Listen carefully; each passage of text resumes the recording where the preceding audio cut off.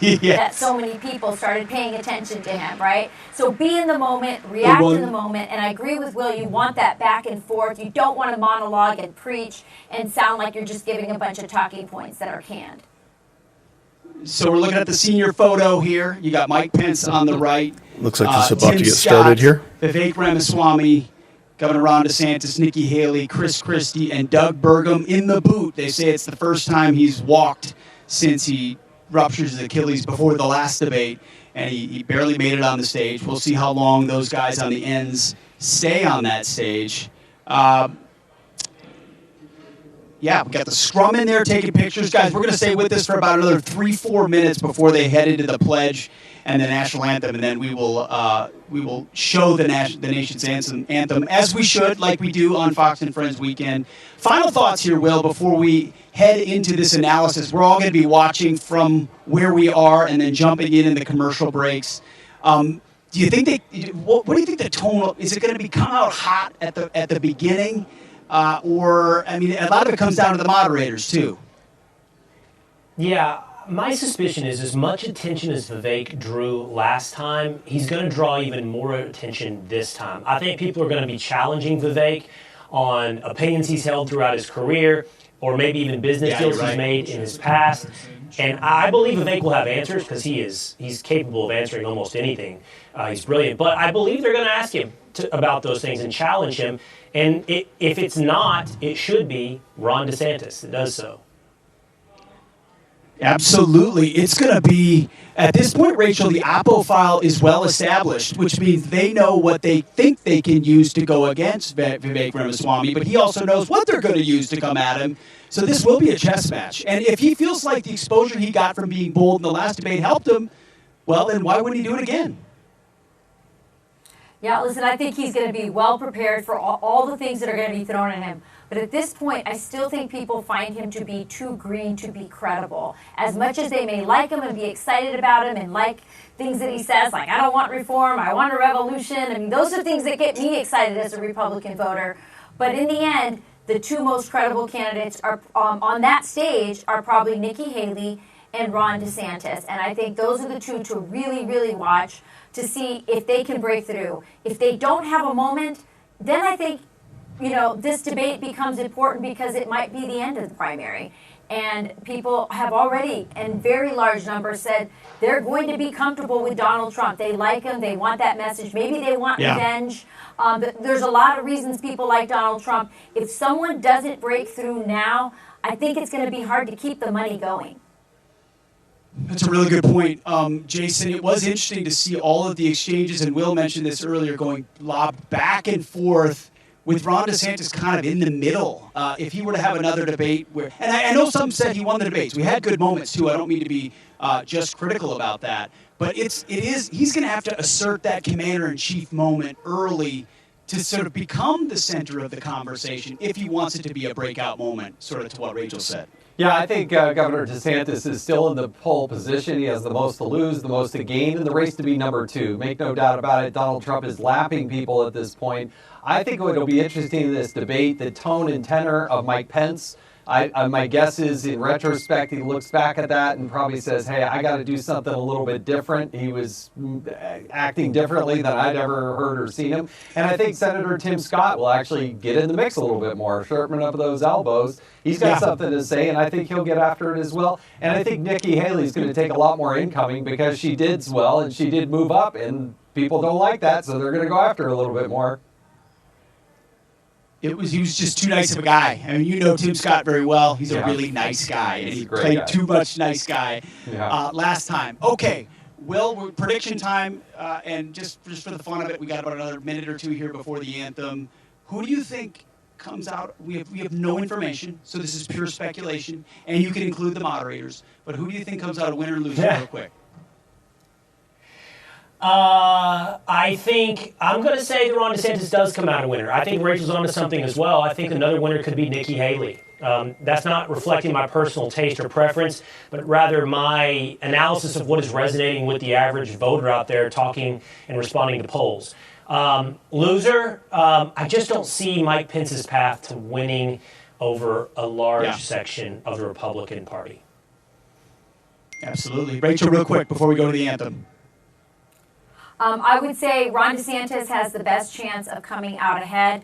I think his drawback is, of course, that he is very wooden and has a really hard time connecting with people. I think Nikki Haley just seems like a candidate from a different GOP, pre-Trump GOP, especially with her foreign policy. Jason, 10 seconds. Winner, loser.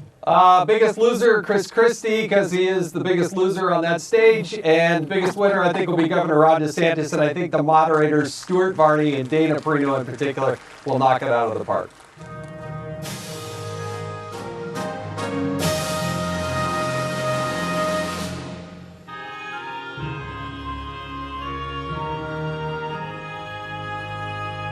Oh, say, can you see by the dawn's early light what so proudly we hailed at the twilight's last gleaming, whose broad stripes and bright stars through the perilous fight o'er the ramparts we watched were so gallantly streaming, and the rockets ring clear, the bombs bursting in air, gave proof through the night that our flag was still there. Oh, say does that star-spangled banner yet wave o'er the land of the free and the home of the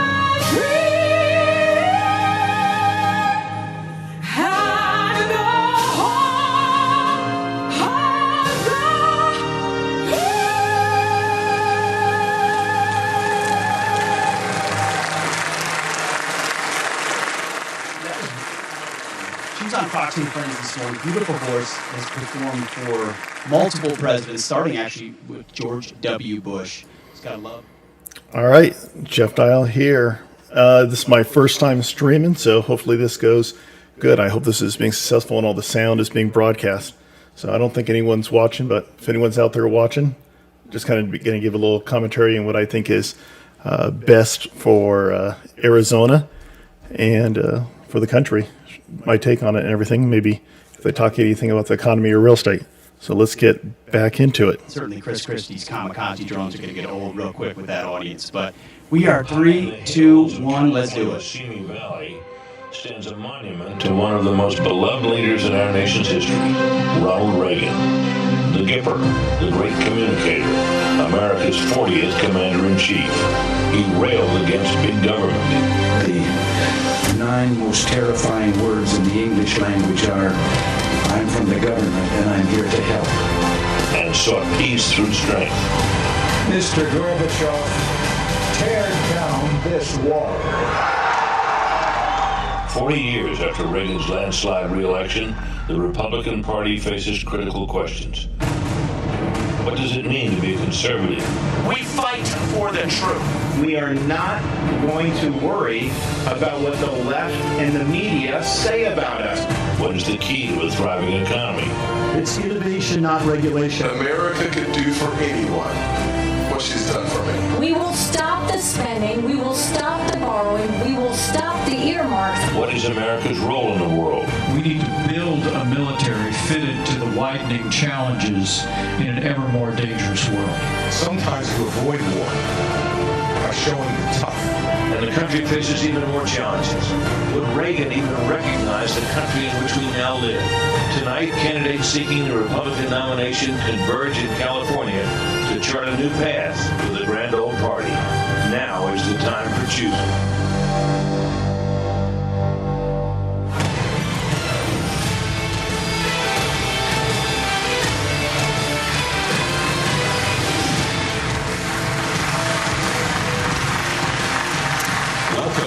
second Republican debate in the 2024 primary, live from the Ronald Reagan Presidential Library in Simi Valley, California. We're inside the spectacular Air Force One Pavilion, where the stage is set for a showdown. I'm Stuart Varney of Fox Business, and I am thrilled to be sitting alongside my co-moderators, Fox News Channel Dana Perino and Ilya Calderon, Univision. Good evening. Thank you, Stuart. President Reagan famously described America as a shining city on a hill. And tonight, 7 candidates will make the case they should be the one to lead that city into a brighter tomorrow. But first, they have to convince you, the voter. Please allow me to welcome our Spanish-speaking audience. Muy buenas noches a todos. Desde la Biblioteca Presidencial Ronald Reagan, los precandidatos republicanos también buscan su voto para las primarias del partido. Bienvenidos. And good evening. So let's meet the candidates who have qualified and chosen to be on this stage tonight. They are positioned by the order they rank in the polls, with the highest polling candidate in the middle. Standing center stage, Florida Governor Ron DeSantis. Flanking the governor, entrepreneur Vivek Ramaswamy, and former South Carolina Governor Nikki Haley. Next is South Carolina Senator Tim Scott and former New Jersey Governor Chris Christie. On the wing tonight, former Vice President Mike Pence and North Dakota Governor Doug Burgum. We have questions on a wide variety of issues important to primary voters. Candidates get 1 minute to answer and 30 seconds to respond is singled out. When their time runs out, we'll all hear this. We have a lot of ground to cover, so please keep it civilized. Let's get going. We are in this spacious, sunny place tonight, designed to reflect the very nature and character of Ronald Reagan. It's a place that makes you proud to be an American. Yet today our nation is drowning in division and incivility. Voters say they dread the 2024 election and find politics exhausting. 2 in 3 Americans think the country is on the wrong track. And 3 in 4 say the economy is not in good shape. Prices are up 18% since 2020. More than half of the US population has little access to childcare. 85% of Americans say their personal finances are a source of stress. Americans want to believe a leader who says, "You can follow me. I've got you. Don't worry." President Biden is trying to do that with Bidenomics. And yesterday, he joined the picket lines where auto workers are demanding more wages and job security. Senator Scott, you recently reacted by praising Ronald Reagan for firing air traffic controllers in the 1980s, saying, "You strike, you're fired." Would you fire thousands of striking auto workers today, Senator? Obviously, the President of the United States cannot fire anybody in the private sector. However, we should look back at the first bill in Congress under Joe Biden. The first bill had $86 billion for the union pensions because they continue to overpromise yet underdeliver. One of the challenges that we have in the current negotiations is that they want 4-day French work weeks, but more money. They want more benefits, working fewer hours. That is simply not going to stand. I sat in a finance committee hearing when a widow came before the committee who was promised pensions from the unions, $4,000 a month. Unfortunately, it had been cut to $1,000 a month. We must make sure that we honor the commitments that we make, and one of the ways that we do that, do not overpromise and then underdeliver and leave the taxpayers on the hook. I'll say this, Joe Biden should not be on the picket line. He should be on the southern border working to close our southern border because it is unsafe, wide open, and insecure, leading to the deaths of 70,000 Americans in the last 12 months because of fentanyl. It is devastating. Every county in America is now a border county because fentanyl has devastated Americans in every single state. I will also say 6 million illegal crossings since Joe Biden has taken office, and he eliminated Title 42. The one thing he should do is finish the wall, reinstate Title 42, and get the job done. Well, I can promise you that we are going to have a lot of questions on the border and immigration, but in the meantime, we do want to talk about the economy and jobs, and especially want to talk about this strike for just a moment more. Mr. Ramaswamy, you said you really empathize with the strikers. You're standing next to Senator Scott. Do you agree with what he said, or do you think he's wrong? I agree with some of what he said, for sure. I like the spirit of it. I'll say that I don't have a lot of patience for the union bosses. I think that's where he and I actually have a common view. I do have a lot of sympathy for the workers, however. People are going through real hardship in this country. I've been through hardship growing up. My father stared down layoffs at GE under Jack Welch's tenure at the GE plant in Evendale, Ohio. My mom had to work overtime in nursing homes in Southwest Ohio to make ends meet and pay off our home loan. So I understand that hardship is not a choice. But victimhood is a choice, and we choose to be victorious in the United States of America. You know what, if I was giving advice to those workers, I would say go picket in front of the White House in Washington, D.C. That's really where the protest needs to be. Disastrous economic policies that have driven up prices, that have driven up interest rates and mortgage rates, at the same time wages remaining stagnant. What we need is to deliver economic growth in this country. Unlock American energy. Drill, frack, burn coal, embrace nuclear energy, put people back to work by no longer paying them more money to stay at home, stabilize the U.S. dollar itself, and rescind a majority of those unconstitutional federal regulations that are hampering our economy. That is how we unleash American exceptionalism. And that's not a Democratic vision or a Republican vision. That is an American vision that we embrace economic growth, and capitalism is still the best system known to man to lift us up from poverty, and we should not apologize for it. That's what it means to be an American.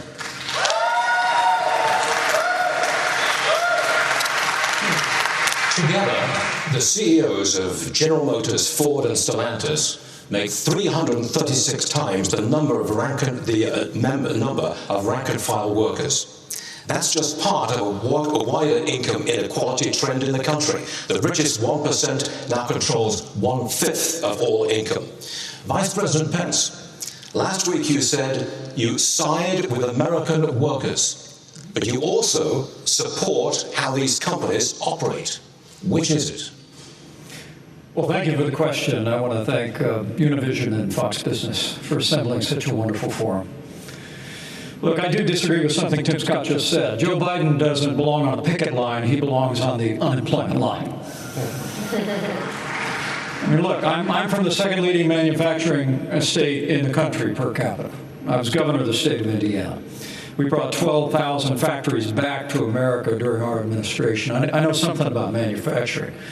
And I got to tell you, while the union bosses are talking about class warfare and talking about disparity in wages, I have to tell you, I really believe what's driving that is Bidenomics has failed. Wages are not keeping up with inflation. Auto workers and all American workers are feeling it. Families are struggling in this economy. And Joe Biden's Green New Deal agenda is good for Beijing and bad for Detroit. We ought to repeal the Green New Deal, get rid of the mandates and subsidies that are driving American gasoline automotive manufacturing into the graveyard. And beyond that also, as President of the United States, I'll be standing with workers all across America, and I'll be standing for the right to work of every American to join a union or not join a union as they decide. Senator Scott, you were mentioned. Will you care to respond? There's no doubt that Joe Biden needs to be fired. That's why I'm running for president. I look forward to being the next president of the United States. I'll also say, I know America can do for anyone what she's done for me. It's why we're focusing on restoring hope, creating opportunities, and protecting the America we all love. Growing up in a single-parent household, I wondered if the American dream would work for a kid in the inner city. I've got good news for every single child, whether you're in the inner cities of Chicago or the rural parts of Iowa. America and the dream, it is alive, it is well, and it is healthy. God bless these United States of America. Dr. Haley, you raise your hand. I think we need to look at exactly what happened. Biden showed up on that picket line, but why are those workers actually there? It's because of all of the spending that he has pushed through in the economy that's raised the inflation. So when you look at the fact that we are paying higher gas prices, higher grocery prices, $7,000 more a year for families, what we need to do is I came out with an economic plan, eliminate the gas and diesel tax so that they have more money in their pocket. Let's focus on going after middle America and cutting taxes for middle America and collapsing those brackets. Let's get rid of unfair distortions like the state and local tax that they give to wealthy people in blue states and paid by red states. And let's make sure we make the small business taxes permanent. They only made those temporary. They made the corporate taxes permanent. Let's focus on what it takes to get more cash in the pockets of workers. That's when we'll be able to deal with strikes like this, not sitting on a picket line like Joe Biden is. Thank you, Governor Haley. We have other questions to get to about economy. Allow me to. I'm sorry. Allow me to. I'm sorry, I have to jump in because we're missing the point, and every other network is missing the point. The reason why people are striking in Detroit is because Joe Biden's interference with capital markets and with free markets. The subsidies, we're subsidizing the automakers and we're subsidizing the cars and a particular kind of car, not every car. We're subsidizing electric vehicles. And when you decide that we're going to take all of your taxpayer monies, take $1 billion, subsidize a certain type of vehicle, and the batteries come from China. China controls 85% of the rare earth minerals. They're called rare earth because they're measured in parts per million.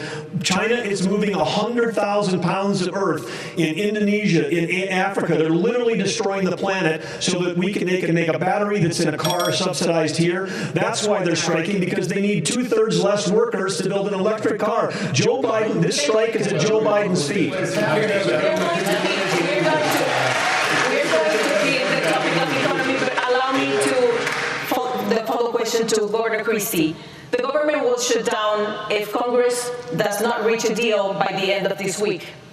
Vice President Pence warns that politics of, quote, Trump's populist proteges, like Mr. Ramaswamy, are a road to ruin for the GOP.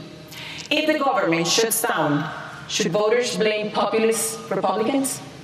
Voters should blame everybody who's in Washington, D.C. They get sent down there to do the job, and they've been failing at doing the job for a very long time. And let's be honest about this with the voters. You know, during the Trump administration, they added $7 trillion in national debt. And now the Biden administration has put another $5 trillion on and counting. They have failed, and they're in the spot they're in now because none of them are willing to tell the truth. None of them are willing to take on the difficult issues. They just want to keep kicking the can down the road. And the inflation that Nikki spoke about is absolutely right, and it's caused by government spending. And that's why people all across this country are suffering tonight.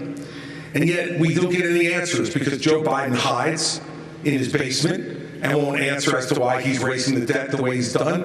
And Donald Trump hides behind the walls of his golf clubs and won't show up here to answer questions like all the rest of us are up here to answer. He put $7 trillion on the debt. He should be in this room to answer those questions for the people you talk about who are suffering. And if the government closes, it's the blame. It is to the blame of everyone in Washington, D.C., who has failed to do their job and just plays to the grandstand. The next question is for Governor DeSantis. That's how we get it done in Washington. Can we please respect the time? We can get it done. Governor DeSantis, you haven't spoken. please. The people in Washington are shutting down the American dream with their reckless behavior. They borrowed, they printed, they spent, and now you're paying more for everything. They are the reason for that. They have shut down our national sovereignty by allowing our border to be wide open. So please spare me the crocodile tears for these people. They need to change what's going on. And where's Joe Biden? He's completely missing in action from leadership. And you know who else is missing in action? Donald Trump is missing in action. He should be on this stage tonight. He owes it to you to defend his record where they added $7.8 trillion to the debt. That set the stage for the inflation that we have now. I can tell you this, as governor of Florida, we cut taxes, we ran surpluses, we've paid down over 25% of our state debt, and I vetoed wasteful spending when it came to my desk. And as your president, when they send me a bloating spending bill that's going to cause your prices to go up, I'm going to take out this veto pen and I'm going to send it right back to them. Ilya, you mentioned the question. I just want to address A question that is on the minds of a lot of moms and dads and Americans, and I know that you've been thinking about it because childcare costs, they are up. They're topping $10,000 per month. Some families are spending up to half of their income on childcare, and they're having to decide, is it worth it for me to work, or does it not make sense for me financially? In 3 days, the billions of dollars in pandemic-era funding is going to end, and 70,000 daycares could close. So you had an effort to broaden eligibility for child care assistance. That fell apart last year. And for the moms and dads out there who are worried, what can you tell them if you weren't able to get it through the Congress? How could you do it as president? So one of the things I did as a member of Congress was to make sure that we protected the Head Start programs around the country, giving people the opportunity to pick and choose the place that they send their children. The challenges that we see today under the Biden administration is that the cost for daycare has gone over $15,000 per child. In the Build Back Broker plan, he called it a Build Back Better plan, it was going up to $29,000. The way we fix that problem is to make sure that we actually cut taxes and give more Americans their money back. When I helped write the Tax Cuts and Jobs Act, we actually lowered a single mother's taxes by 70% on the federal level. For dual income households by 60%. Then we went a step further. We doubled the child tax credit and made it refundable. By doing that, more parents had more resources to make the decisions how to take care of their family. The one thing we should do is let the American people keep their money. When that happens, the greatest opportunities rise from the ashes. Okay, you need 15 seconds. Go ahead. And we're going to the border. Ilya mischaracterized a part of my view. I think this artificial division is unhelpful in our party. The real divide is not between the Republicans on this stage. And in the Reagan Library, I want to say these are good people on this stage. The real divide is between the majority of us in this country who love the United States of America and share our founding ideals. Free speech, meritocracy, the idea you get ahead in this country not on the color of your skin, but on the content of your character, and the fringe minority in the Democrat Party that has a chokehold over that party. That's the real divide. So this populist versus classical debate is artificial. We need to unite this party. We are going to talk about immigration and the border and childcare. We have I think we're going to go on. We have all these questions. We're going to get to you. We're going to come back to you. There's a lot of time. About childcare, nobody answered the question. In North Dakota, we knew that the cliff was coming. We knew that there was going to be millions of people without it. And so, guess what? We planned.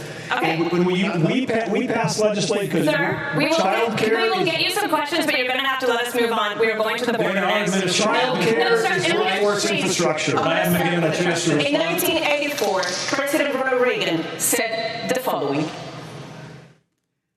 The idea of amnesty for those who have put down roots and who have lived here, even though some time back they may have entered illegally.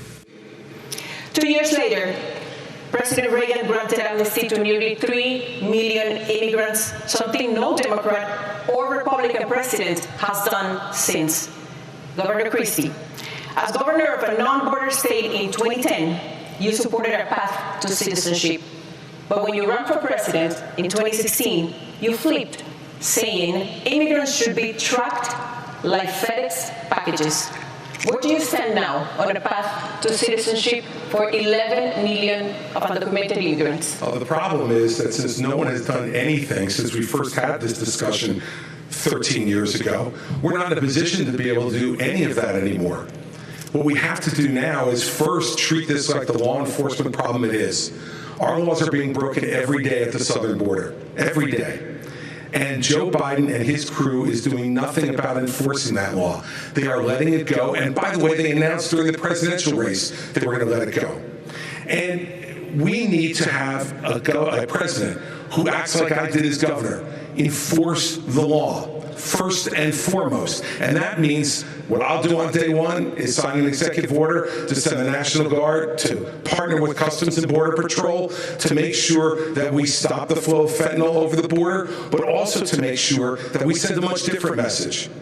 We want you here in this country to fill the 6 million vacant jobs we have, but only if you come here to follow the law and only if you come here legally. If you come here illegally, we will apprehend you and we will send you back across the border from which you came. And the fact is that until we set a law and order agenda in this country, not only now but in the future, we won't be able to continue this. And I'll tell you this, Donald Trump failed on this as well. He said he was going to build a wall across the whole border. He built 52 miles of wall and said Mexico would pay for it. Guess what? I think if Mexico knew that he was only going to build 52 miles, they might have paid for the 52 miles. Thank you, Governor. Governor Haley, most illegal immigrants are coming from countries south of the border.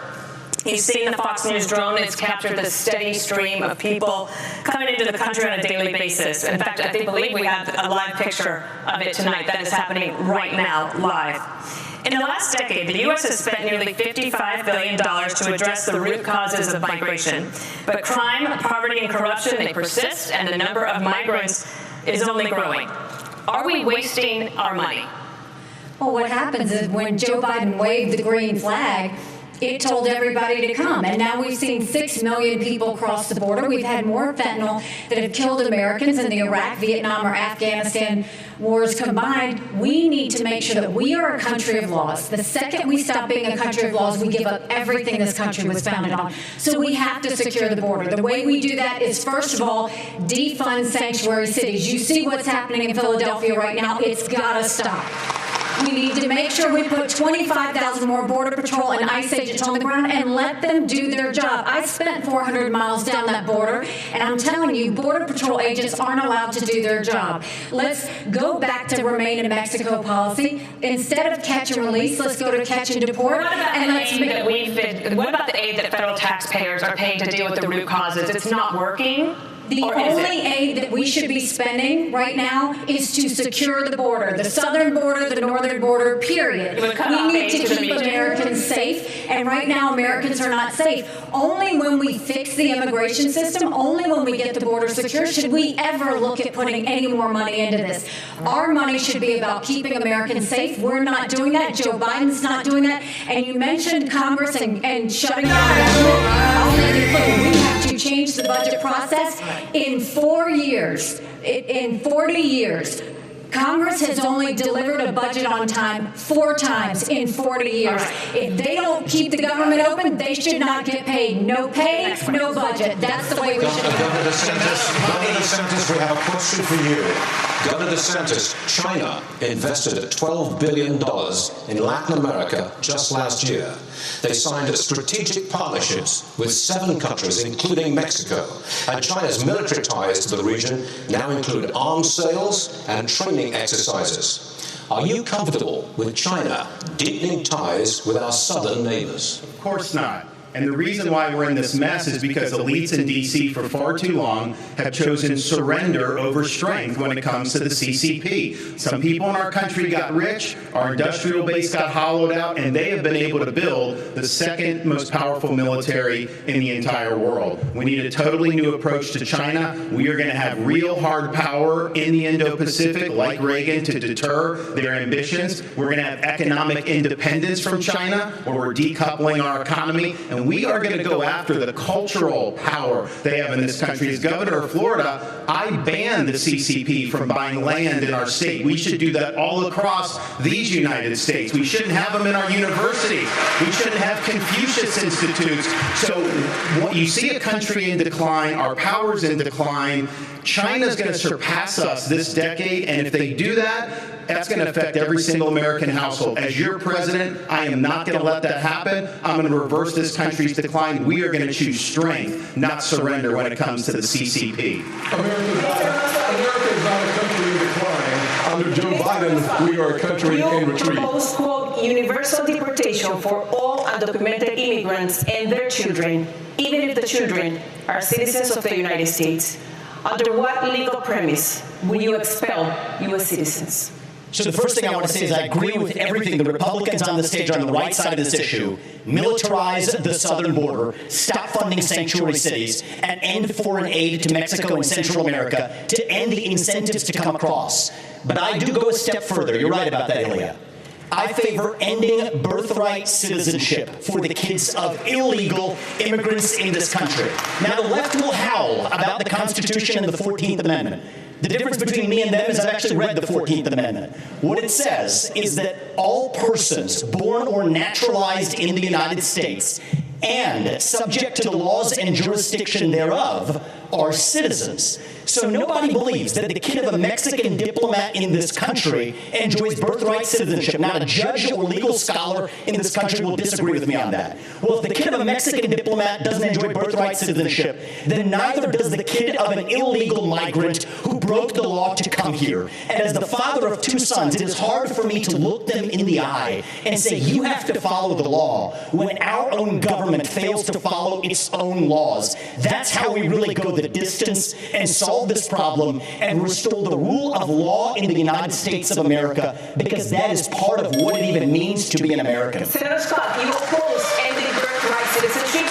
What does Mr. Ramaswamy have on that issue? Yeah, there's no doubt the fact that when you think of the Constitution and the 14th Amendment, it was certainly written as it relates to slavery, not as it relates to illegal immigration. It's been applied to illegal immigration. So the challenge that we face is, in fact, one that has to do with whether or not the people that come here are under the jurisdiction of our laws. And frankly, if you come here illegally, you are not. Now, surviving a Supreme Court argument is something I can't tell you. But from a perspective of the Constitution, I think it's simple that clearly it was designed for slavery and not for illegal immigration. I'll go one step further, though.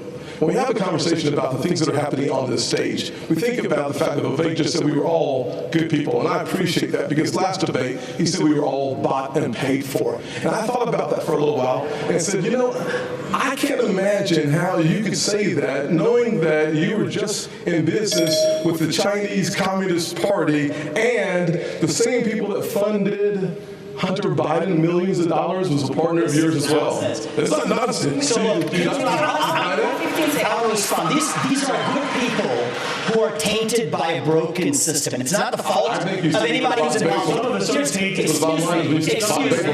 Thank you for speaking while I'm interrupting. While I'm speaking. If I may You can't be on both sides. Gentlemen, you'll have your turn. One of the challenges is focus on the issues that matter. We know we did business in China. Everybody knows that. Let's focus on holding Joe Biden accountable. Let's see who wins this out and gets through as everyone talks at the same time. Exactly. So if I may, I agree with Ron DeSantis on China. When every other CEO expanded into the Chinese market, you know what I did with my first company? We opened a subsidiary in China. But you know what I did that was different than every other company? We got the hell out of there. And when I started my next company, Strive, right when I started years ago, right when I started my next company, Strive, to compete against BlackRock, excuse me, to compete against BlackRock, I made a commitment that we would never do business in China. And I will say something. You have more than time to explain your point. Well, if I was interrupted by a lot of people here, and I want to be respectful because I believe these are respectful, but I do not believe in these. We're sitting here in the Reagan Library. Yes, I wish you in honor of Ronald Reagan's library, if I may. From one admirer of Ronald Reagan to another. From one admirer of Reagan to another, we cannot sit here and violate. This isn't productive. I want to say, let's have a policy debate. What's going on? Let's have a policy debate. big debate. And the right answer is we need to declare independence from China. Thank you very And I will much. see that through. Vice President Pence, in 2017, the Trump-Pence administration canceled DACA, which put the legal status of 600,000 Dreamers in the hands of the courts. Dreamers work and they pay taxes. As president, if the Supreme Court ends DACA, would you work with Congress to reach a permanent solution for Dreamers? Well, first, let me say I'm glad Vivek pulled out of his business deal in 2018 in China. That must have been about the time you decided to start voting in presidential elections. So we're nice to have you participating in elections. So let me speak to this issue. Number one, I negotiated the Remain in Mexico policy with the Mexican government. We used economic power to bring the Mexican government to the table. We built hundreds of miles of border wall. And despite what's said here today, we reduced illegal immigration and asylum abuse by 90%. And as President of the United States, I can do it again. And the truth is we need to fix a broken immigration system, and I'll do that as well. But first and foremost, a nation without borders is not a nation. And we have to secure the southern border of the United States of America. I know how to do it, and we will do it again. Let me say one other thing about China. Let me say one other thing about China. Would you negotiate with Congress to give a solution to the problem that Dreamers have right now? They are on a limbo. Well, let me tell you, I served in Congress for 12 years, although it seemed longer. But you know, something I've done different than everybody on this stage is I've actually secured reform in Congress. You know, Ron, you talk a really good game about cutting spending, but you've increased spending in Florida by 30%. When I was a member of Congress in 2006, right after Hurricane Katrina, Dana, you remember it, we stood our ground. I led House Conservatives. We cut $100 billion out of the federal budget. It can be done, but as I said in the last debate, I'll say again, this is no time for on-the-job training. I'm going to be ready on day one to get Congress to step up, secure the southern border of the United States, build a military fitted to our times, and we're going to get spending in Washington, D.C. under control once and for all. I'm going to start at this break, and I propose to go to a break. How will these candidates make America safer as rising crime plagues our cities? Debate night continues in moments.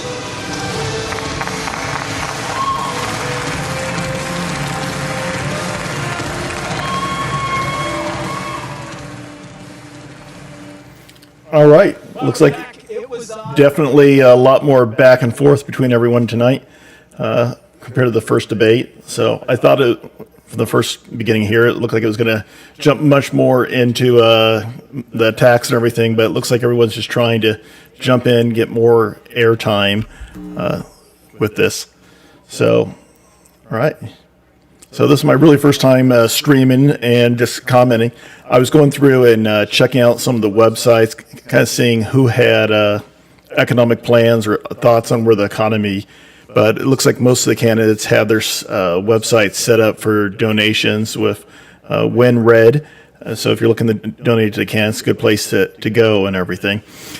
But so a couple of them didn't have it set up, so you could actually go to their site. I did like that. Our two South Carolina people, it looks going to see Nikki Haley and Scott. It looks like you get their site. So I did hear Nikki Haley mention she had an economic plan, so I was able to get to that. Let me see. Let's pull up where hers is. I haven't had really a chance to read to it because I was looking over the debate.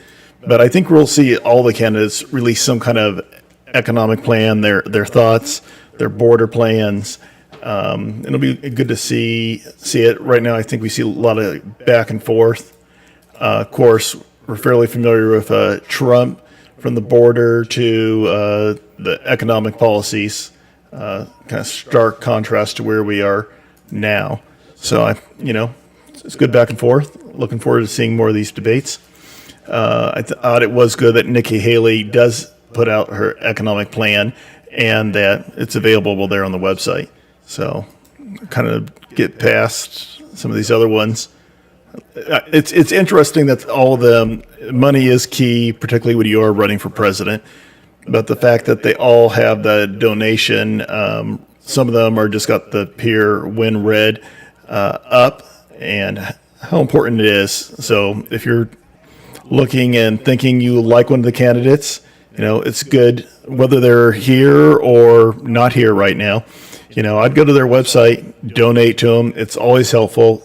It's also, when the quarterly reports come around, seeing who is winning around the debates, who raised X amount out there, and that 5, 10, 25, or even if you want to max out to them with the 6,600 is what it looks like the max donation is from an individual. So, and obviously a couple can do twice that. So let's see, we're still on break. I got to make sure I jump back into this at the end of the next break. So I got to play around. This is my first time ever streaming, and it's weird just hearing the echoes. Some of the times when I was in the state legislature and doing debates, you sometimes hear yourself over the microphone. It's always interesting hearing that echo and hearing yourself. I personally don't like to hear myself. I always thought we got 2 ears, 1 mouth. But it is good. So, and this debate is actually out in California there, Reagan Library. So, all right, let's see. I may bring on in the future a second person. Looks like we're jumping back. Let's get into it.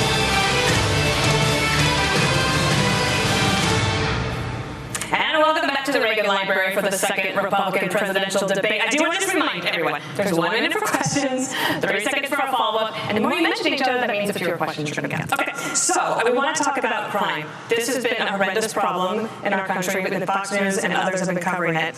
Governor Christie, crime in major cities is striking fear into the hearts of Americans. Just last night, looters took over the streets of Philadelphia. You said in the last debate that you would use U.S. attorneys to prosecute crimes local prosecutors won't. But they are stretched as well, and they could not handle all of the lawlessness, the shoplifting, all the carjackings, the armed robberies. They're all surging. Progressive prosecutors were elected by their constituents, and they can't be fired by a president. So what would you do to end the revolving door of criminality? Well, look, Dana, the only one on this stage who's done it. For 7 years, I ran the 5th largest office in this country, at the U.S. Attorney's Office in New Jersey, and we set records for the number of prosecutions that we brought that still have not been broken. And the reason was that we went after the crime that was affecting people's lives. And as president, I will appoint an attorney general and instruct that attorney general that you are to put all the resources that are necessary to bring our cities back under control.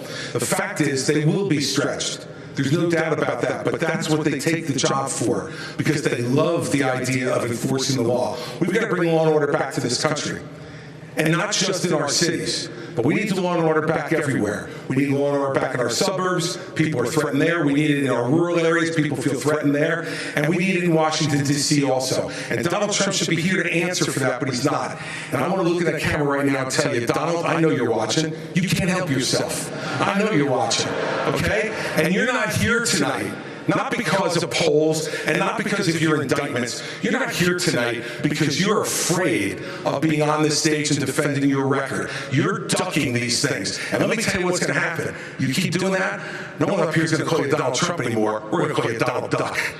All right. I want to ask Governor DeSantis, you fired a couple of prosecutors in your state, but as president, you do not have the ability to do that. How do you think about dealing with the root causes of crime, especially this revolving door of the criminals? They just get out and come back and commit another crime. Well, the crime in these cities is one of the strongest signs of the decaying of America. We can't be successful as a country if people aren't even safe to live in places like Los Angeles and San Francisco. Just being in Southern California over the last couple of days, my wife and I have met 3 people who have been mugged on the street, and that would have never happened 10 or 20 years ago. In Florida, we back the blue. We support the men and women of law enforcement. They are keeping us safe. We have a 50-year low in the crime rate. And yes, when I had 2 progressive prosecutors that weren't following the law in Florida, I removed them from their posts, and the people of Florida are safer as a result of it. As president, I will use the Justice Department to bring civil rights cases against all of those left-wing Soros-funded prosecutors. We're not going to let them get away with it anymore. We want to reverse this country's decline. We need to choose law and order over rioting and disorder. On a related subject, Governor Haley, there's a nationwide policing shortage. Retirements are up, recruitment is in the tank, morale is at a record low. 3 years ago, you signed a pledge to support law enforcement. Now, pledges are a nice idea, but what's your actual plan to get more police on our streets? Well, and I actually did it in South Carolina, too. You know, what we knew in South Carolina was you take care of those who take care of you. We have to start taking care of law enforcement, but it's not just taking care of them with words. It's making sure that you also follow through on what they do. Right now, we have a lot of stolen guns on the street. Well, these law enforcement officers, they arrest these people, and then they go and they're let out the very next day. So law enforcement feels like they don't know one has their back. We have to start prosecuting according to the law. We have to make sure we have the backs of law enforcement, and we have to make sure that we're a country of law and order. But I want to go back to China because I don't think we spent enough time on that. Right now, we have to look at what government's doing to hurt us against China, too. You have a company, U.S. Antibiotics, that produces amoxicillin, the #1 antibiotic that we need. And right now, there's a company in Bristol, Tennessee, that produces that. Our federal government only gets it from China. We need to be focusing on companies that produce for the first time and ever, supporting a those judicial companies that poll found produce that America, mass shootings not and companies gun that are safety helping China. Governor, we will be talking foreign policy later. One of the most important issues, Stuart, we're going to stay in the topic of crime because it affects all of us. Governor Burgum, for the first time ever, a Univision poll found that mass shootings and gun safety are one of the most important issues for Latino voters. Mental health concerns are not unique to the United States, but gun violence is. What is your specific plan to curb gun violence? Well, first we need to know and understand is I think that the liberal left seems to be just completely bent on prosecuting law-abiding citizens that are gun owners, because every solution they have to this is take away the Second Amendment rights of Americans, and somehow that's going to solve the problem. But all these cities that we're talking about that showed the videos of tonight, they have some of the strictest gun laws in the country. So we know that that's not what's working. What we have to do is get back to the core issues about the family. We have to get back to behavioral health and mental health. We've got to get back to actually enforcing the laws these people talked about. And like we've done in North Dakota, where we've got the goal and we're on the track to be the most military-friendly state in the nation. We've got the most military and the most support of what we're doing in terms of law enforcement, because the morale is down because we've been defunding the police, because they've been attacked in the press. The police have become the bad guys when they're the one. There's all these jobs available in America. Why would you be a policeman if people don't respect them? Every time I see a policeman, the first thing I say is thank you. And so does everybody else in my family and most of the people in our state, because they know we have to respect the people that are out there defending us every single day. Can I answer the question on mass shooting? Mr. Ramaswamy, according to Customs and Border Protection, about 90% of fentanyl is seized at official border crossings, and 57% of the smugglers are U.S. citizens. How would you stop fentanyl brought into the country, mostly by U.S. citizens, through ports of entry? There's two sides to this, and we have to be very honest about it. One is we do have to seal that southern border. Building the wall is not enough. They're building cartel-financed tunnels underneath that wall. Semi-trucks can drive through them. We have to use our own military to seal the Swiss cheese of a southern border. But we also have to be honest. There's a demand-side problem in this country, too. A mental health epidemic. I met family in Iowa. 2 parents, Kathy and Derek. They lost their son, Sebastian, 17 years old.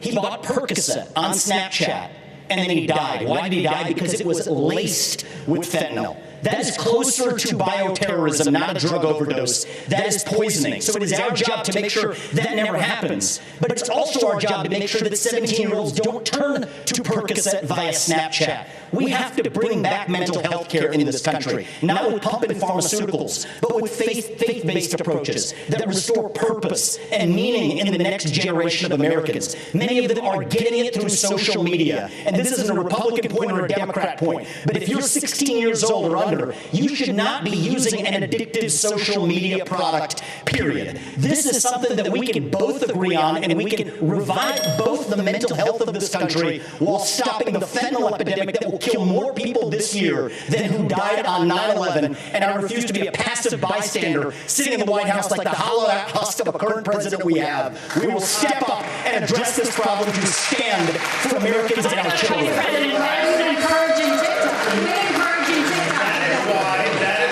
Everything he said, I agree with. That is why, as Commander-in-Chief, I'm going to use the U.S. military to go after the Mexican drug cartels. They are killing our people. And the stories that I've seen in Florida, we had an infant, 18 months, parents rented an Airbnb. And apparently the people that had rented it before were using drugs. The infant was crawling, the toddler was crawling on the carpet and ingested fentanyl residue and died. Are we just going to sit here and let this happen, this carnage happen in our country? I am not going to do that. So I guarantee you on day one, this border is going to be a day one issue for me as president. We're going to declare it a national emergency. Yes, we'll build the wall. We'll do remain in Mexico. But those Mexican drug cartels are going to be treated like the foreign terrorist organizations that they are.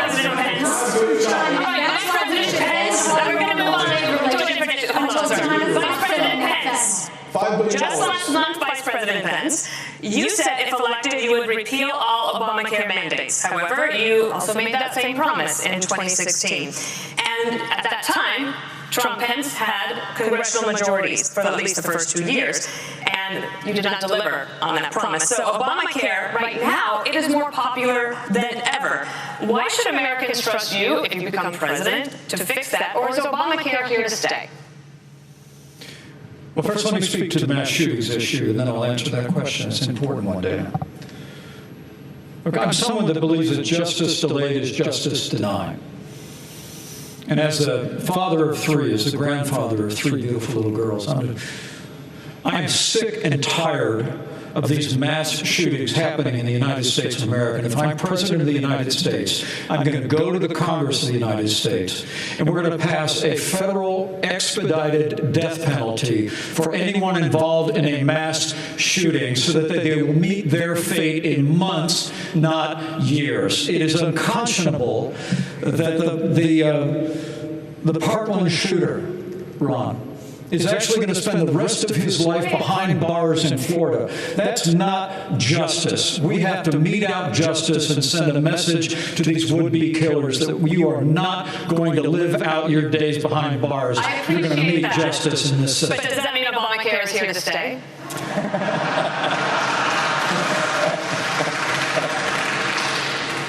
Well, thank you for reiterating the question, because I'd love to answer it. Look, I think it's one of the choices here. You know, my former running mate, Donald Trump, actually has a plan to start to consolidate more power in Washington, D.C., consolidate more power in the executive branch. If I'm president of the United States, it's my intention to make the federal government smaller by returning to the states those resources and programs that are rightfully theirs under the 10th Amendment of the Constitution. That means all Obamacare funding, all housing funding, all HHS funding, all of it goes back to the states. We'll shut down the Federal Department of Education.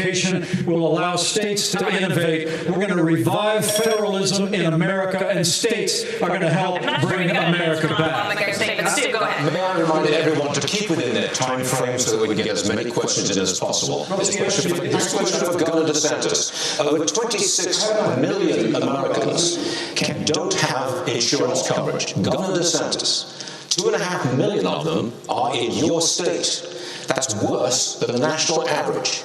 Can Americans trust you on this? Well, I think this is a symptom of our overall economic decline. Everything has gotten more expensive. You see insurance rates are going through the roof. people that are going to get groceries. I spoke with a woman in Iowa, and she said, for the first time in my life, I'm having to take things out of my grocery cart when I get to the checkout line because the total goes up so quickly. So this is very real, and people are hurting out there. So we've got to address the underlying problem with Bidenomics, the overspending, taking all Biden's rules and regulations. I'm going to throw them in the trash can on day one. You're not going to have to worry about that. We're going to open up all of our energy. We will be energy dominant in this country. That will lower your gas prices. And what we need to do with healthcare is recognize our healthcare is putting patients at the back of the bus. We have big pharma, big insurance, and big government, and we need to tackle that and have more power for the people and the doctor-patient relationship. Governor, why is your record in Florida on insurance worse than the national average? Our state's a dynamic state. We've got a lot of folks that come. Of course, we've got a population boom.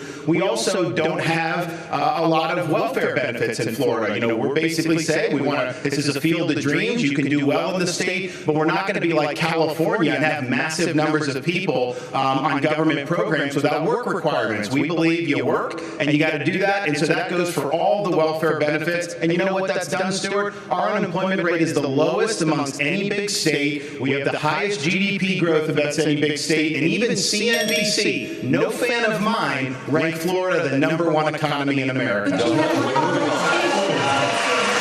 topic of healthcare, Governor Haley, healthcare is the leading cause of bankruptcy for American families, accounting for 2/3 of all personal bankruptcies. As president, how do you protect Americans who get sick from financial ruin? First of all, how can we be the best country in the world and have the most expensive health care in the world?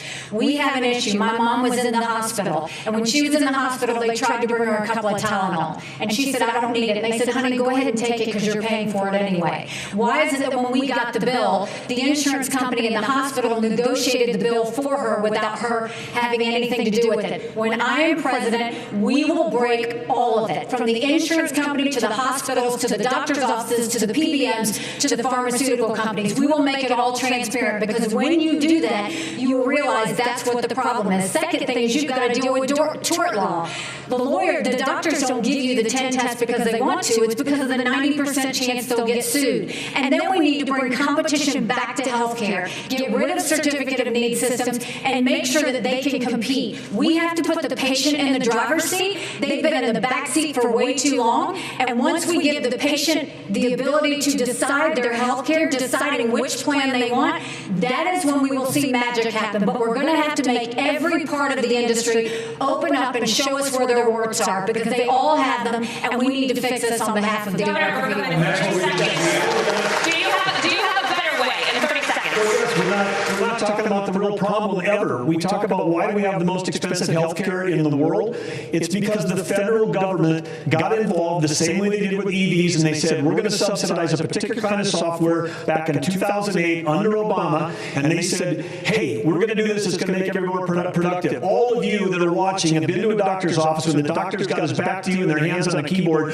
The only industry in the world that's ever absorbed $1 trillion of IT and became less productive. They saw less patients per day as U.S. healthcare because they were subsidizing a certain kind of technology. It wasn't about improving healthcare. It was about picking winners and losers. Every time the federal government's involved, whether it's higher education, healthcare, or now the auto industry, things get more expensive and less competitive. That was a great transition, because we are going to move on the future of education in America. What's the government's role in finding a way forward? The second Republican debate rolls on from Simi Valley. An informed patriotism is what we want. And are we doing a good enough job teaching our children what America is and what she represents in the long history of the world?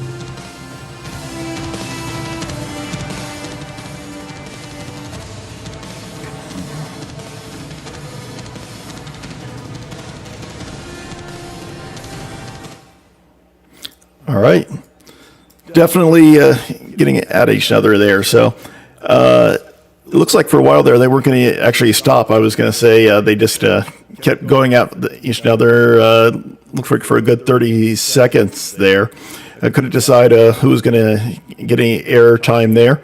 So it is definitely interesting. So, kind of looking at it, Some of the candidates seem like they're definitely getting a little bit more airtime. It's maybe a little bit friendlier the second half.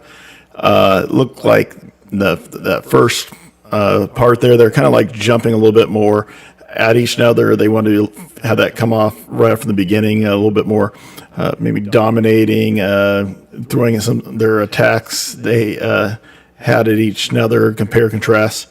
I definitely think when you can compare yourself and do it successfully to another candidate, it definitely helps you stand out a little. So it'll be interesting how this second half of the debate goes. We've touched on the economy. We're going to be jumping into education. It'll be interesting to see how they handle education. And, if I had to guess, a lot of them will talk about it being more a local state issue. I expect one or two of them to throw out there getting rid of the U.S. Department of Education, something along those lines, bringing it back to state. Those who are governors, and we do have a number of governors here, we'll probably talk about their experience and how they've been successful with education in their state. So, because we're thinking about it, we got New Jersey, Florida, South Carolina, North Dakota. So all governors right there that I expect to trot their plans and what they've done different. Great time to compare and contrast. It'll be interesting to see if Christie jumps in and talks about his fights with the teacher unions there. Teacher unions are quite strong there in New Jersey, so that'll be interesting to see. It would be interesting to see Trump here in this debate. I'm trying to think about Trump and educational accomplishments, and nothing jumps out, but I do think about the economy, and Trump was always very good about talking about the economy, and he'd just bring the issue back and back to the economy. And I always thought that was a very successful way to keep the issue forefront. And he wasn't afraid to jump around and try different things. And, I picked up myself a lot of tips there. Just when you talk about the same thing, you can kind of repeat that same thing. And maybe it doesn't sound as elegant, but you really can get your point across when you do repeat. And I'm going to repeat it. You just get that point through. And I think Trump used that very successfully on the economy, on the border, on China. And I think those are some of the things that stood out. And I think that definitely helped him. It'll be interesting now looking at the polling. When you look at the Real Clear Politics, when you look at the ABC poll that was just published this week, it looks like it's very early. People really aren't paying attention. I don't even think the Republicans, the primary voters, are paying attention that closely. Thank you for all who are watching. But right now, until the primaries get a little bit closer, until we get, probably past Thanksgiving, Christmas, and we're getting into January where you're going to see your Iowa caucus and your New Hampshire primary, I don't think the voters will be paying quite as much attention out there. So the campaigns are out there active. So let's see. All right. It looks like we're jumping back into it. Let's get back to it.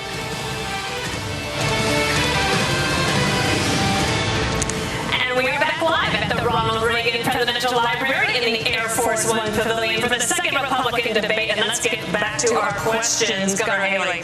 American students, they are in academic trouble. They have lower scores in math and reading. There's chronic absenteeism. That's at record highs. And this has even been called education homicide.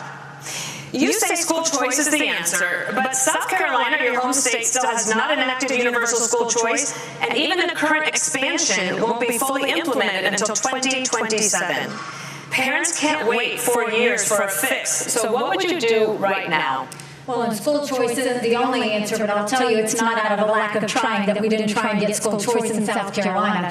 What I'll tell you, first of all, is we have to acknowledge the fact that 67% of our 8th graders are not proficient in reading or math. Over 80% of our 8th graders aren't proficient in history or civics. And recently they came out and said our 12 and 13-year-olds are scoring at the lowest levels they've been scoring in reading and math in decades. So the first thing we've got to do is we've got to make sure we catch our kids back up. We have to make sure they can read. A child that can't read by 3rd grade is 4 times less likely to graduate high school. We need to do reading remediation. We need complete transparency in the classroom. No parent should ever wonder what's being said or taught to their child in the classroom. We need to make sure that we have school choice so that there's competition. We need to move all the programs from the federal government down to the states and let states decide what education looks like in their states. And we need to start building things in America again. Let's put vocational classes back in our high schools, and let's get our kids building the things that we know that we can make. When we start to focus on that and really bring in that parental involvement, that's when we'll start to see a difference. But we've got to get parents back included. We've got to quit spending time on this DEI and CRT and instead focus on financial literacy, on digital literacy, and on making sure that our kids know what they need to do to have the jobs of the next generation. On the subject of education, a question for Governor Christie. Students in your state are getting high marks on their report cards, but minorities are not doing well with math and reading. Black and Hispanic students averaging 29 points lower than white students in New Jersey. Would you address minorities first? You have to address all students. And look, in our state, Stuart, frankly, before I was governor, that gap was close to 50%. And what we did was institute more charter schools and more Renaissance schools and more public school choice in New Jersey with innovative solutions in cities like Camden, where now we took what was the worst school district in America during my time, and we have now increased that by nearly 40% in terms of their proficiency. It can be done when you give people choice. But let's tell the truth, everybody, about what this is. This public school system is no longer run by the public. It is run by the teachers' unions in this country. Randy Weingarten and her crew are absolutely struggling. They're taking the worst of their members and defending them rather than advocating for our kids. And when you have the President of the United States sleeping with a member of the teachers union, there is no chance that you can take the stranglehold away from the teachers union every day. They have an advocate inside the White House every day for the worst of their teachers, not for our students to be the best they can be. A President of the United States has to take on the teachers union. I did it in New Jersey, and I will do it as President of the United States. Governor DeSantis, I have a question for you. Governor DeSantis, I have a question for you. Florida's new Black History curriculum says, quote, slaves develop skills which in some instances could be applied for their personal benefit. You have said slaves develop skills in spite of slavery, not because of it. But many are still hurt. For the descendants of slaves, this is personal. What is your message to them? So first of all, that's a hoax that was perpetrated by Kamala Harris. We are not going to be doing that. Second of all, that was written by descendants of slaves. These are great Black history scholars, so we need to stop playing these games. Here's the deal. Our country's education system is in decline because it's focused on indoctrination, denying parents' rights. Florida represents the revival of American education. We're ranked #1 in the nation in education by U.S. News and World Report. My wife and I, we have a 6', 5, and 3-year-old. This is personal to us. We didn't just talk about universal school choice. We enacted universal school choice. We didn't just talk about Parents' Bill of Rights. We enacted the Parents' Bill of Rights. We eliminated critical race theory, and we now have American civics and the Constitution in our schools in a really big way, just like President Reagan asked for in his farewell address back in 1989. Florida is showing how it's done. We're standing with parents, and our kids are benefiting. What is your message for Governor DeSantis?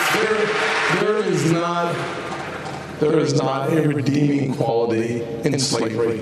He and Kamala should have just taken the one sentence out.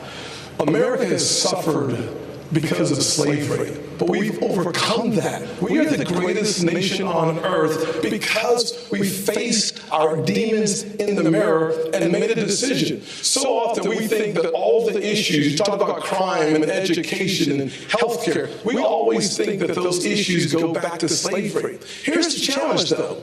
Black families survived slavery. We survived poll taxes and literacy tests. We survived discrimination being woven into the laws of our country. What was hard to survive was Johnson's Great Society, where they decided to put money, where they decided to take the black father out of the household to get a check in the mail, and you can now measure that in unemployment, in crime, in devastation. If you want to restore hope, you've got to restore the family, restore capitalism, and put Americans back at work together as one American family. Our nation continues to go in the right direction. It's why I can say I have been discriminated against, but America is not a racist country. Never, ever doubt who we are. We are the greatest country on God's green earth. And frankly, the city on the hill needs a brand new leader. And I'm asking for your vote. I'm going to have a question for you, Mr. Ramaswamy. Over 10.7 million students in over 18,000 public schools nationwide have the ability to change their identity without parental notification. Governor Christie told Stewart last week that he would pass a federal law to protect parental rights. Would you try to do the same? I have to be very clear about this. Transgenderism, especially in kids, is a mental health disorder. We have to acknowledge the truth of that for what it is. I met two young women early in this campaign. On parental rights in school. Parents have the right to know. And you know what the hypocrisy of this is? Even New Hampshire failed to actually get past a piece of legislation here. The very people who say that this increases the risk of suicide are also the ones saying that parents don't have the right to know about that increased risk of suicide. And I'm sorry, it is not compassionate to affirm a kid's confusion. That is not compassion, that is cruelty. I met two young women, Chloe and Katie, early in this campaign, who are in their 20s, now regret getting double mastectomies and a hysterectomy. One of them will never have children. And the fact that we allowed that to happen in this country is barbaric. So I will ban genital mutilation or chemical castration of the individual. Parents have absolutely Would you try to pass a federal law that says parents should have that right? We are going to require states absolutely have to follow that through. Governor Groves to follow up on this because yes. you in your state, you do not have a law that says parents can't be notified. But you want to be president. Would you try to pass a federal law to say parents have that right? I think this is a state's issue, but I do want to say something, because all night long we've been talking about issues about how it's broken in Washington, and I respect all of the people on the stage here for their 100+ years of public service. Thank you. But the reason why we're not talking about education or health care or safety being a problem in North Dakota is because we have a business leader.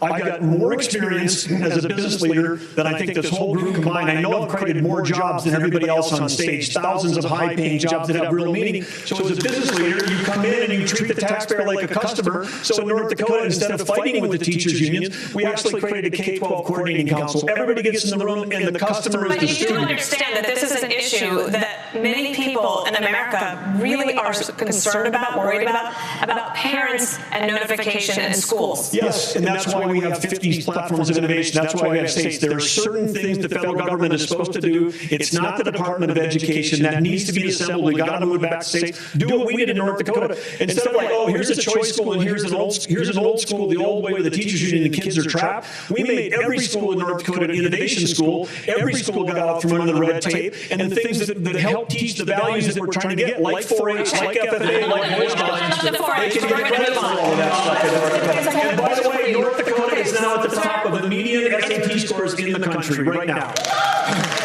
Vice President Pence, the Department of Homeland Security warns that violence against LGBTQ+ people is on the rise and intensifying.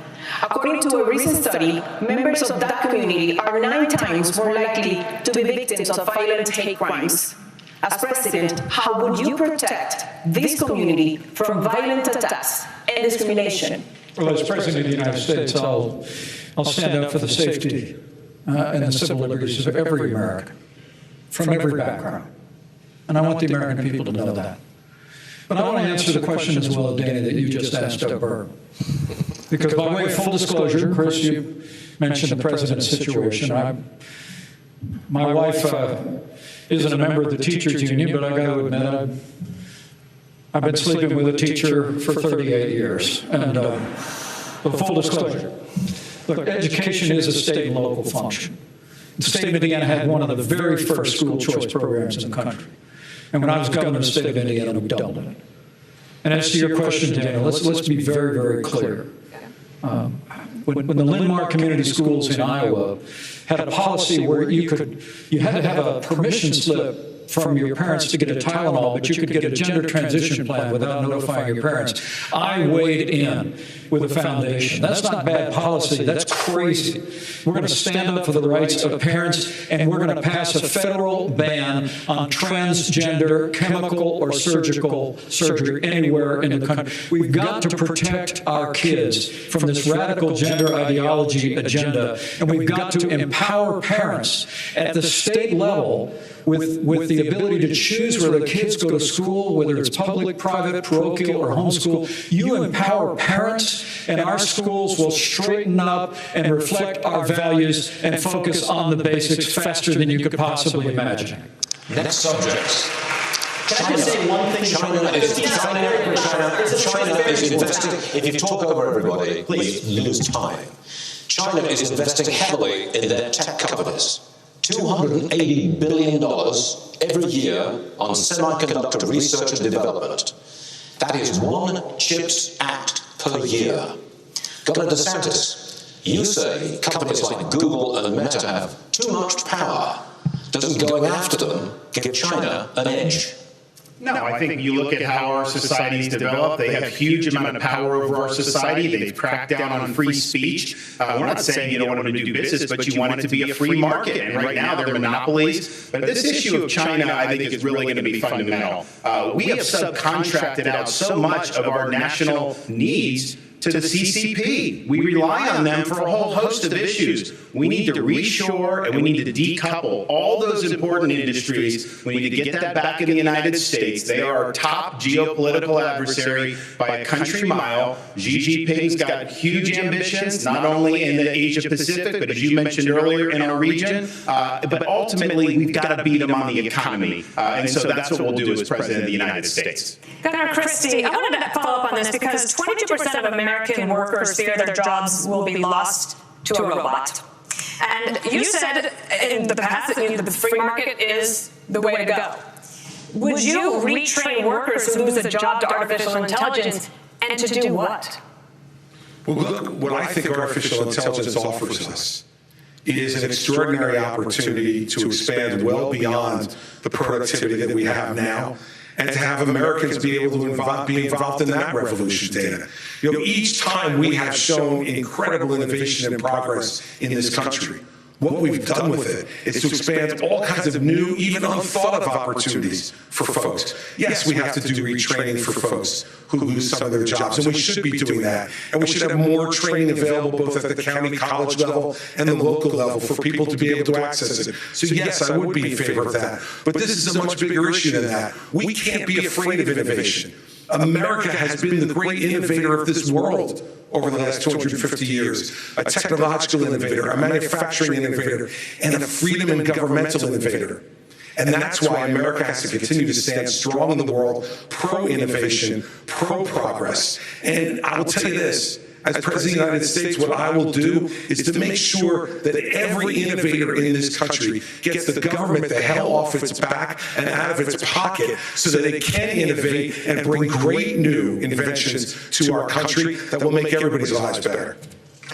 Mr. Rameswaram, TikTok is banned on government-issued devices because of its ties to the Chinese government.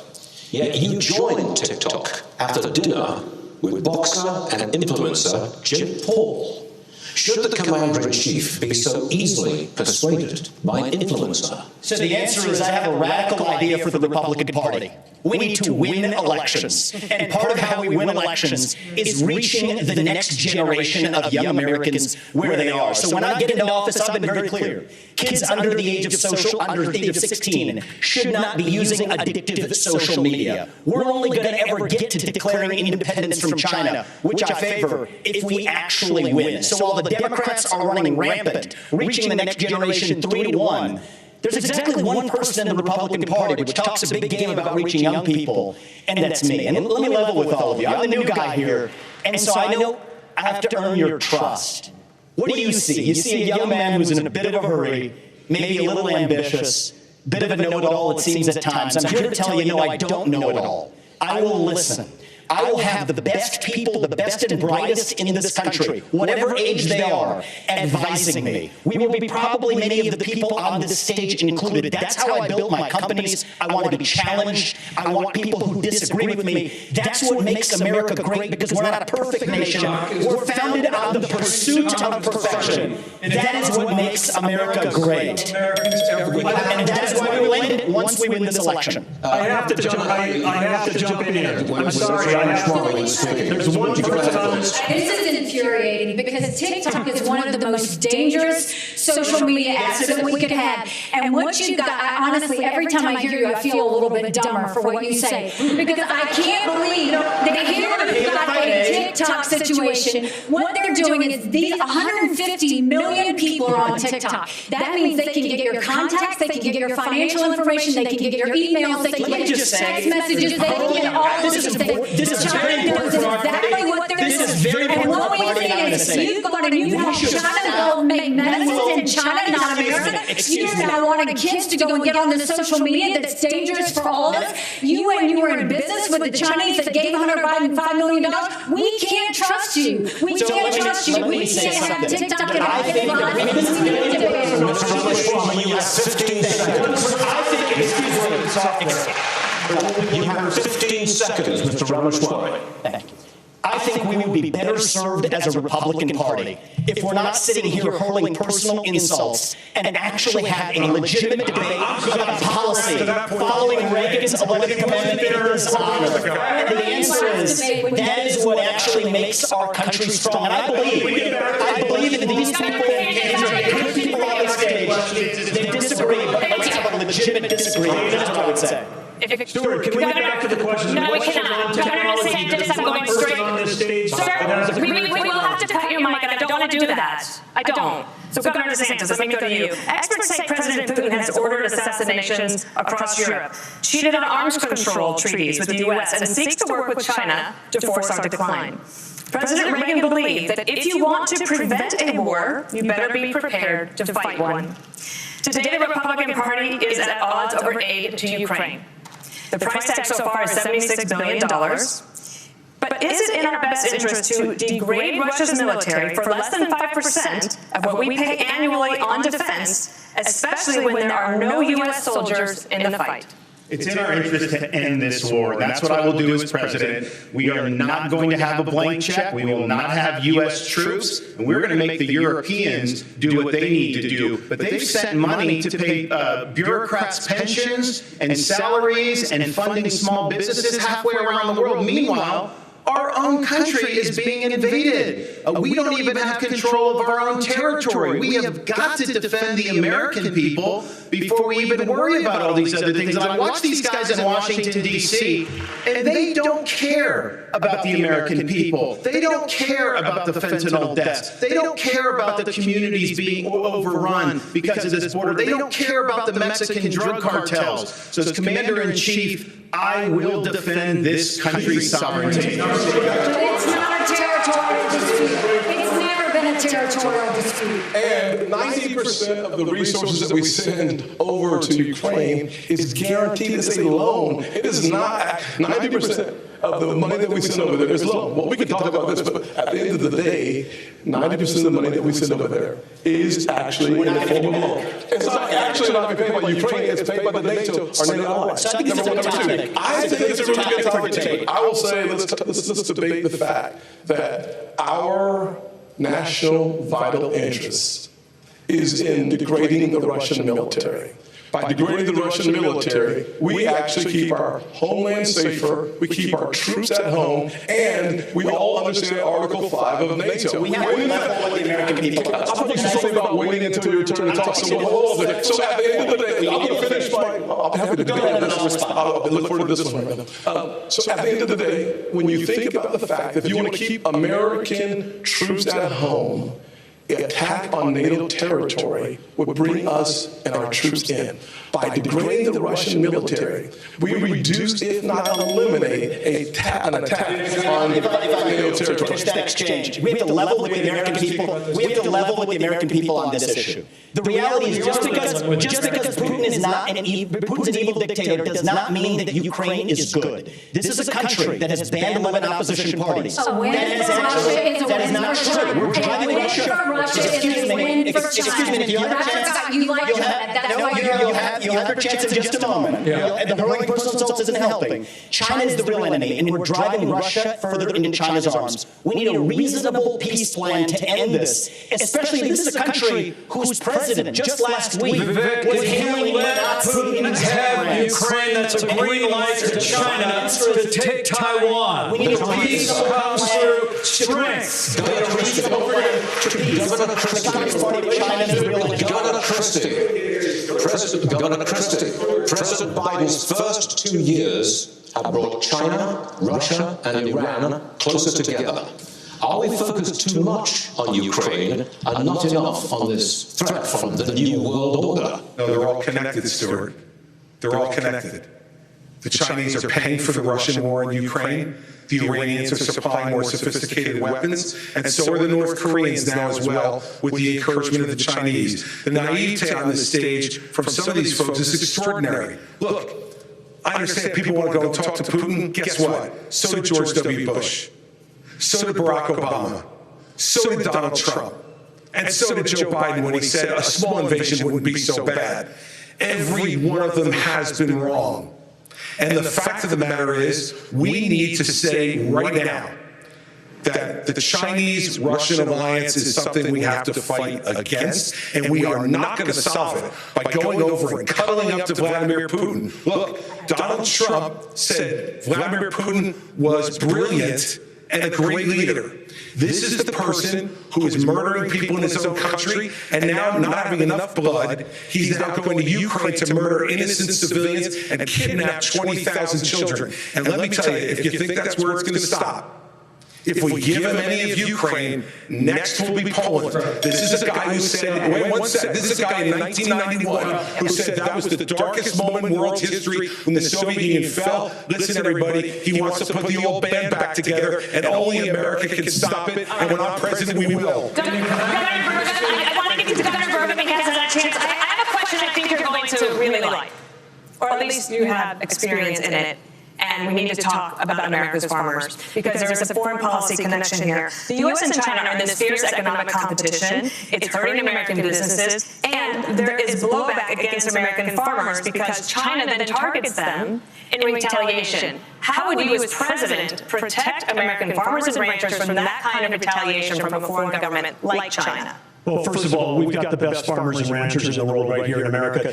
If they have a level playing field, they can outcompete anyone in the world. But this is part of the larger issue that we're talking about here, which is we're in a Cold War with China. The Biden administration won't admit that. But we're also in an economic war through what we're doing with agriculture and energy. And we're also in a war with them relative to cyber war. We get attacked every day in North Dakota, every state, every school district, our tribes, all being attacked every day by either China, Russia, Iran, or North Korea.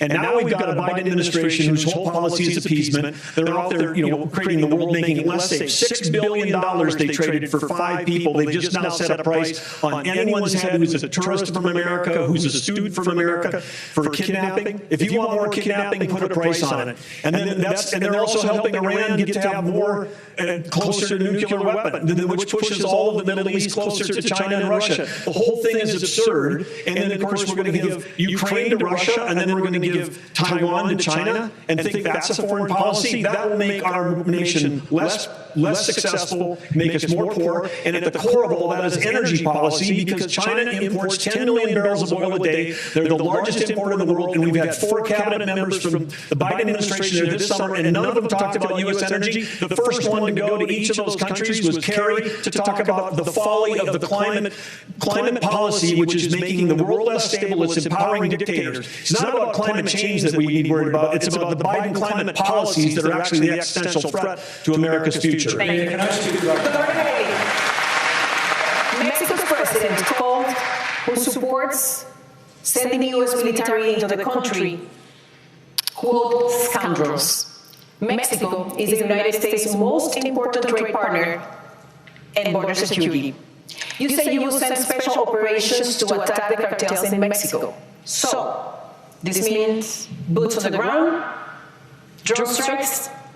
It means special operations. It's how we deal with our terrorists. And what you need to do is understand that Mexico's not being a good partner if we lost 75,000 Americans last year. Mexico's not being a good partner if they're letting the cartels get away with what they're getting away with. What we will do is we will make sure that we send in our special operations, and we will take out the cartels, we'll take out their operations, we'll take out anything that's doing it. But we're going to go after China, because China is the one sending the fentanyl in the first place. And we will end all normal trade relations until China stops sending fentanyl. And then we'll do the special operations, and we'll get it from both sides. This is where President Trump went wrong. He focused on trade with China. He didn't focus on the fact that they were buying up our farmland. He didn't focus on the fact that they were killing Americans. He didn't focus on the fact that they were stealing $600 billion in intellectual property. He didn't focus on the fact that they put a spy base off our shores in Cuba.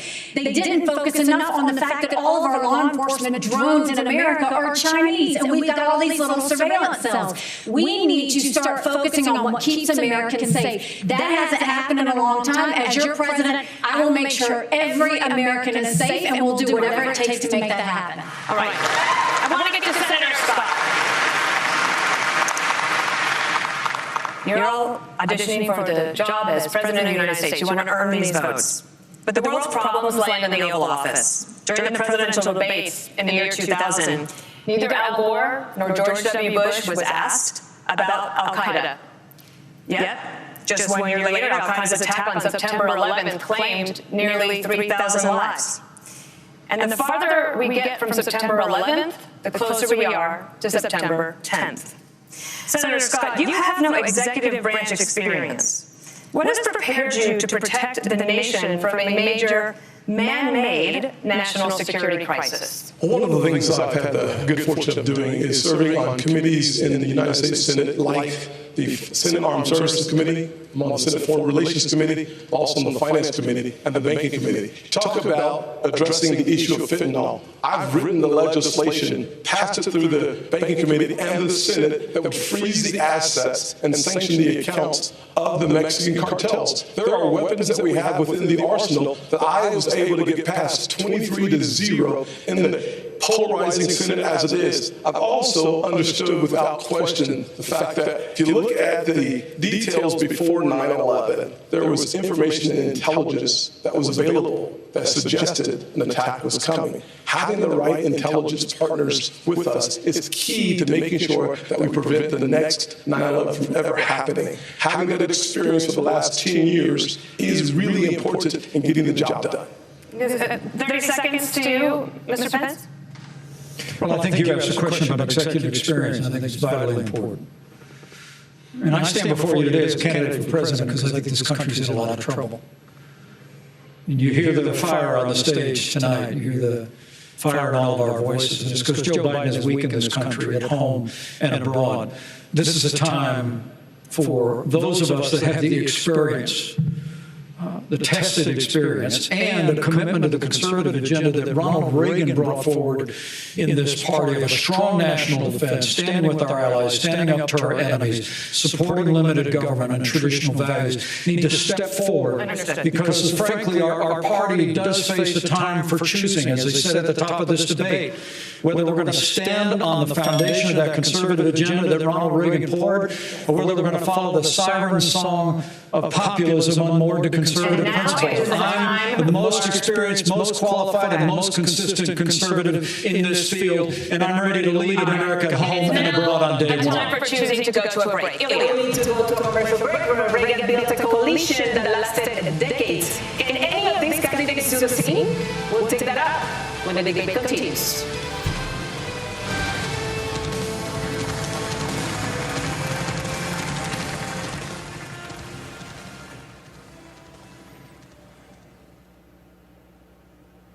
Definitely got a lot more going back and forth there at the beginning. As some of the candidates went after, I was going to say Nikki Haley and Vivek, going after each other, and it's interesting. I think there was a lot more in this first debate. We saw debate number one there with maybe Vivek and the others. It's interesting, kind of seeing how they're maturing. Just as time passes, as you see the different debates, it's still, I would say, early on in this process. It looks like I got to double check, but I'd say it looks like they're doing a debate each month here. So we still got October, November, December. So three more debates, it looks like. So it'll be interesting as this plays out. There has been, I think, a little bit of movement even in the last month here. Some of the candidates I was excited about have not moved around as much. Whoever the winner of the Republican Party primary is, I'm out there obviously going to support them. I'm a free market, believe in conservative fiscal policy, securing the border.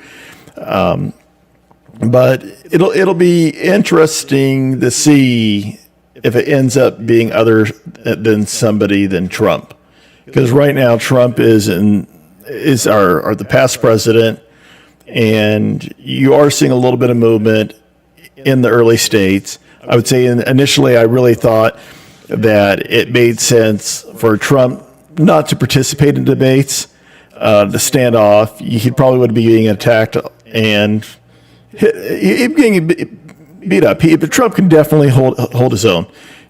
He's a talented debater, I'd say, or brander, because he's really good at taking a concept and laying that on somebody. But I really believe it's hurting him not to be present in these debates as they go on, particularly if we're seeing a little bit of erosion of support with Iowa, New Hampshire, South Carolina, some of these first states or caucuses. So if anyone can gain enough traction, right now it looks like it's way too divided for deciding who that candidate is. That's the other than Trump candidate in the race. I feel like maybe Nikki Haley made up some ground after using the first primary. It got her noticed out there, so it's definitely helped her. Looking around at the other candidates, I think Vivek, he really had a surprising rise, but he's very talented orator. You look even at his, I think, was it high school graduation? I think he was maybe the valedictorian, and he was very impressive. When you look at his style, it's served him well. He's had a lot of success. But we're looking at some very talented candidates here on the Republican side. We got people who have become governors of their state. Not an easy task. Looks like we maybe go back here. All right. Whoops. Welcome back to the Republican primary debate here at the Reagan Library. We've got a lot more issues to cover and a lot more questions to go, so let's dive right back in. We're here in California, where gas is nearing $6 a gallon, oil is close to $100 a barrel again. You say, drill, baby, drill. But the courts won't let you. Mr. Ramaswamy, how would you bring down prices without immediate drilling? Well, look, I think that we do have to run through the courts and get through that administrative state to make sure we're using the natural resources here at home. But here's the other thing that we can do that's easy, and it addresses the national debt as well as brings down prices.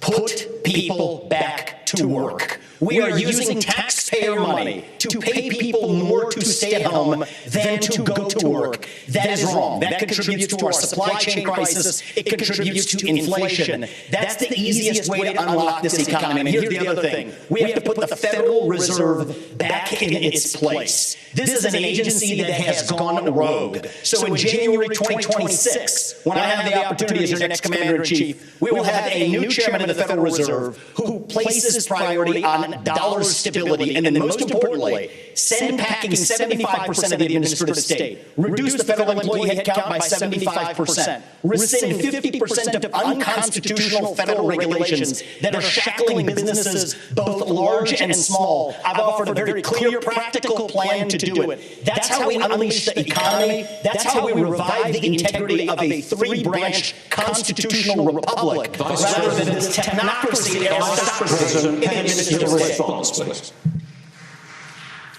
I think one of the signature accomplishments of our administration was in just a few short years, we achieved energy independence. We became a net exporter of energy for the first time in 75 years. But on day one, Joe Biden declared a war on energy, which was no surprise because when Joe Biden ran for president, he said he was going to end fossil fuels. And they've been working overtime to do that ever since. If I'm president of the United States, we're going to open up federal lands. We're going to unleash American energy. We're going to have all of the above energy strategy. And I have a plan that actually would not only reclaim energy independence, but in 2006, America lost our position as the leading energy producer on Earth. I believe in the next 10 years, with the right policies and experienced leadership in the White House, we can reclaim our role as the leading energy producer on Earth, and that'll grow the American economy for generations to come. Governor Haley, reaction to that, please. The person who's leading an energy state, could I answer the energy question? No, give it to Haley. So, the first thing I'll say is what I saw at the United Nations is energy security is national security. We need a president that understands we have to partner with our producers and make sure that we have their backs. What you don't need is a president who is against energy independence. Ron DeSantis is against fracking. He's against drilling. He's been against, you did it. He always talks about what happens on day one. You better watch out, because what happens on day two is when you're in trouble. Day two in Florida, you banned fracking, you banned offshore drilling, you did it on federal lands, and you took green subsidies that you didn't have to take. You were to respond 30 seconds. Yeah. I just did a plan out in West Texas for American energy dominance. We're going to choose Midland over Moscow. We're going to choose the Marcellus over the Mullahs, and we're going to choose Bakken over Beijing, and we are going to lower your gas prices. We are going to get that job done because it's important for our national security, it's important for jobs, and that's one of the best ways to drive down inflation. Governor DeSantis,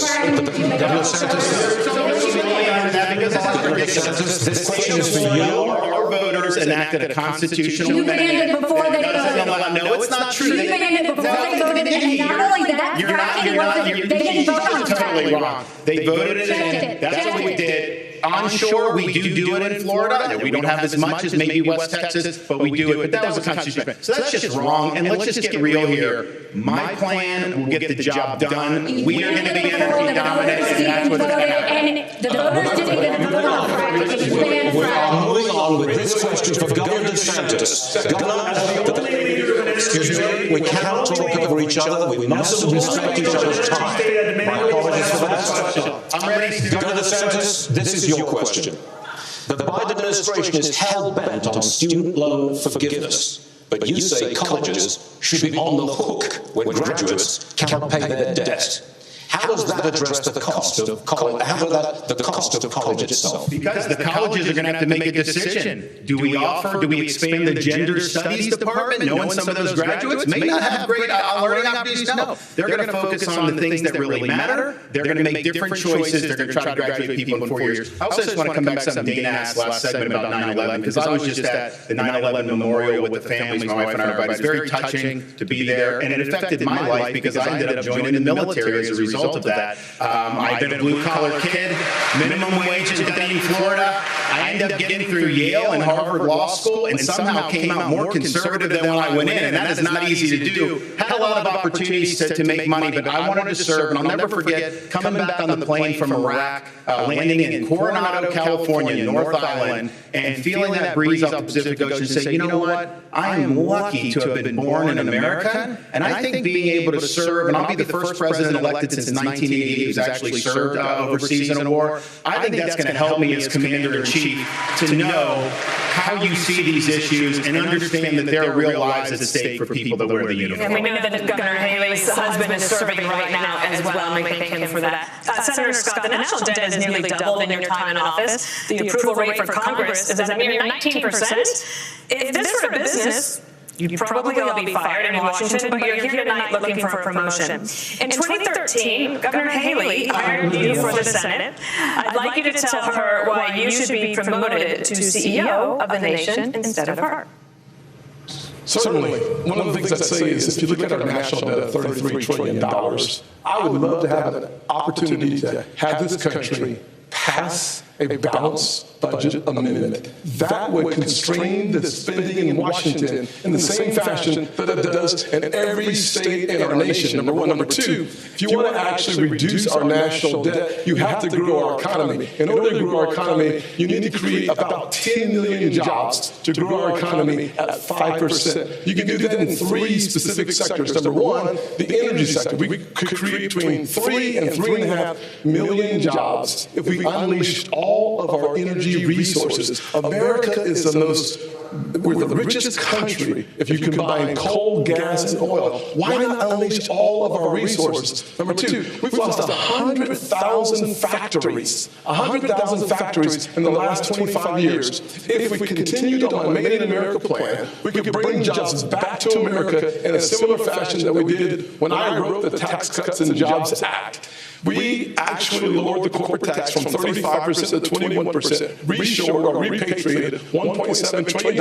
We brought the unemployment rates for African Americans, Hispanics, and Asians to the lowest level in the history of the country and a 70-year low for women. Governor Haley, would you think you would deserve a promotion? I appreciate Tim. We've known each other a long time, but he's been there 12 years and he hasn't done any of that. He hasn't. They've only given 4 budgets on time in 40 years. He increased the national debt. He voted for the spending. He has made sure that the borders are open and everything is open. 12 years. Where have you been? Where have you been, Jim? 12 years. We've waited and nothing has happened. Here's what you've done. Here's the thing that I always find interesting. Ron, let me finish this. Guys have said, here's the fact, and I appreciate a lot of the things they're saying. I'm the only one up here who's gotten in the big fights and has delivered big victories for the people of Florida, and that's what it's all about.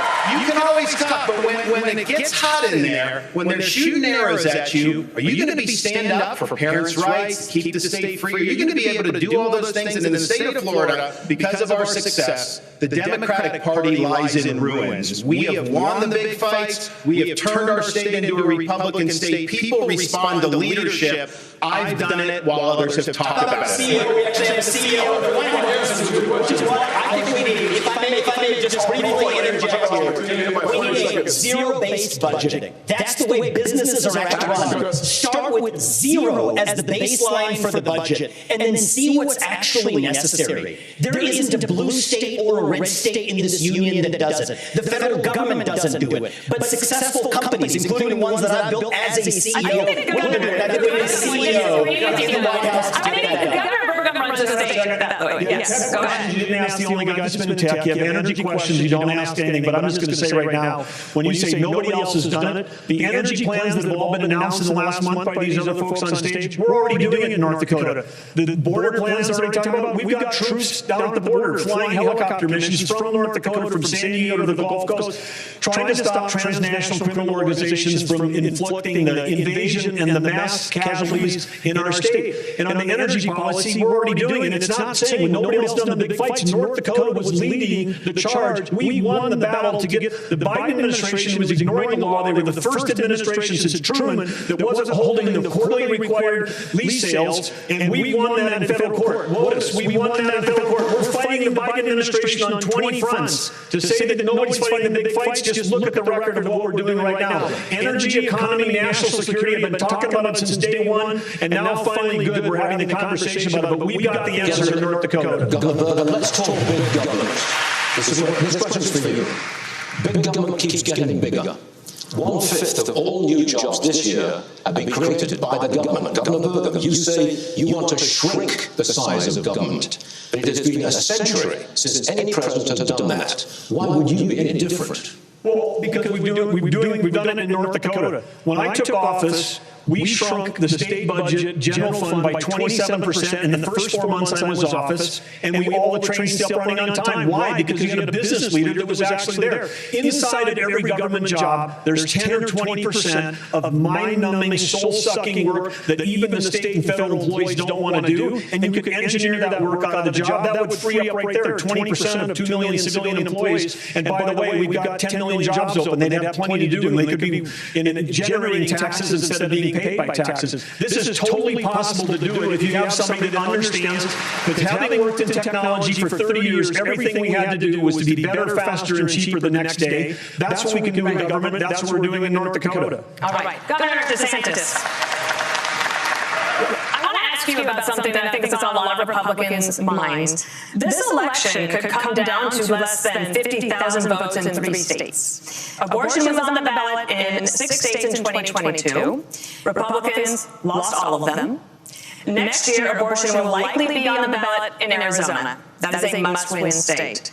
Governor DeSantis, how are you going to win over independent, pro-choice voters in Arizona? Same way we did in Florida. We won the greatest Republican victory in a governor's race in the history of the state, over 1.5 million votes. We were winning places like Miami-Dade County, Palm Beach, that nobody thought was possible because we were leading with purpose and conviction. I reject this idea that pro-lifers are to blame for midterm defeats. I think there's other reasons for that.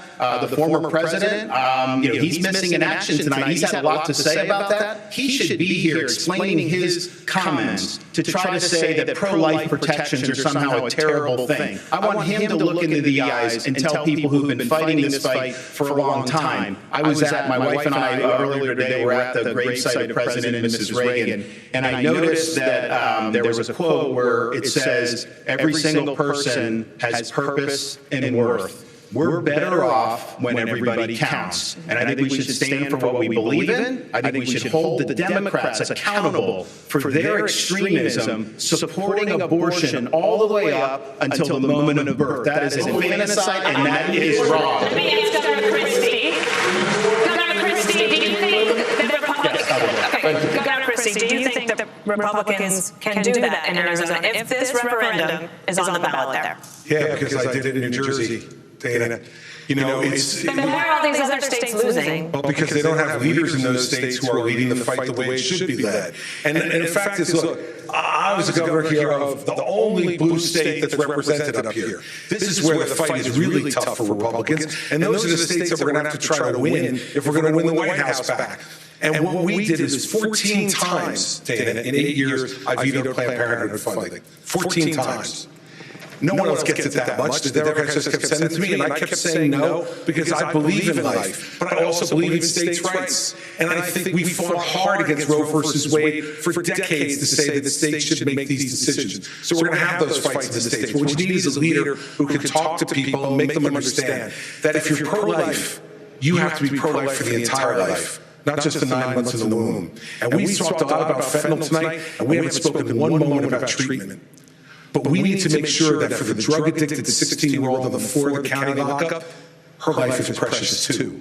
And we need to be providing treatment to cure this as a disease that it is. If you're pro-life, you gotta be pro-life for the entire life. We start talking like that, they're gonna do what I did in the blue state, which was get reelected with 61% of the vote and won 70% of independents and 51% of Latinos because I told them the truth from my heart. Thank you. Vice President Pence, the latest Univision poll found that 73% of Latino voters think the Republican Party doesn't care about or is being hostile toward them, the Hispanic community. Only Governor DeSantis has translated his campaign into Spanish. How will you reach out to Latino voters? Well, I promise you that we're going to continue to build bridges to every community in this country. And I'm incredibly proud of that tax cut and tax reform bill. I worked on Capitol Hill to help get that bill passed into law, the largest tax cut in American history. We saw literally the lowest unemployment ever recorded for Hispanic Americans, the lowest unemployment ever recorded for African Americans, 50-year low for women. So I think the President of the United States needs to be a champion for the American dream for every American. It begins with the unborn and the aged and the infirm. And it begins with every ethnic group in this country. And I promise you, if I'm President of the United States, I'll be a champion. I'll be a champion for the American dream, for Hispanic Americans and for every American. So help me God. Senator Scott, reaction? Yes, there's no doubt that if you lead by example, it's the best way to get the job done. If you look at my office in the Senate, my chief of staff is the only Hispanic female chief of staff in the Senate.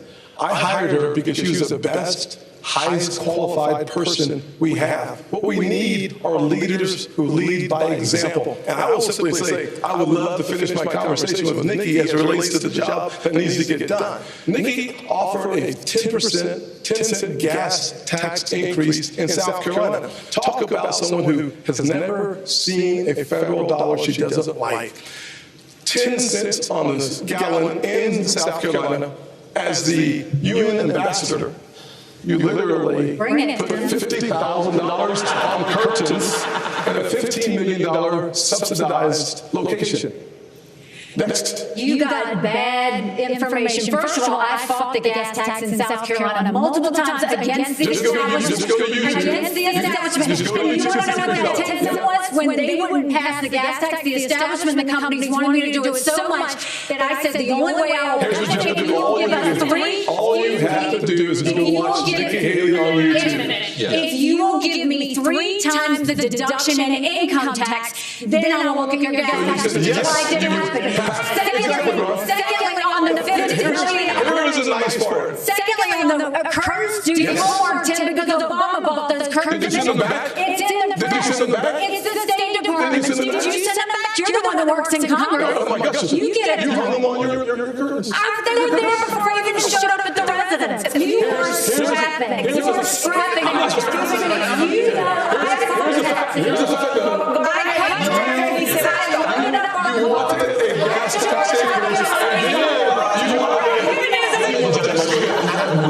I intend to go ahead like this. In fact, we're about to take a commercial break.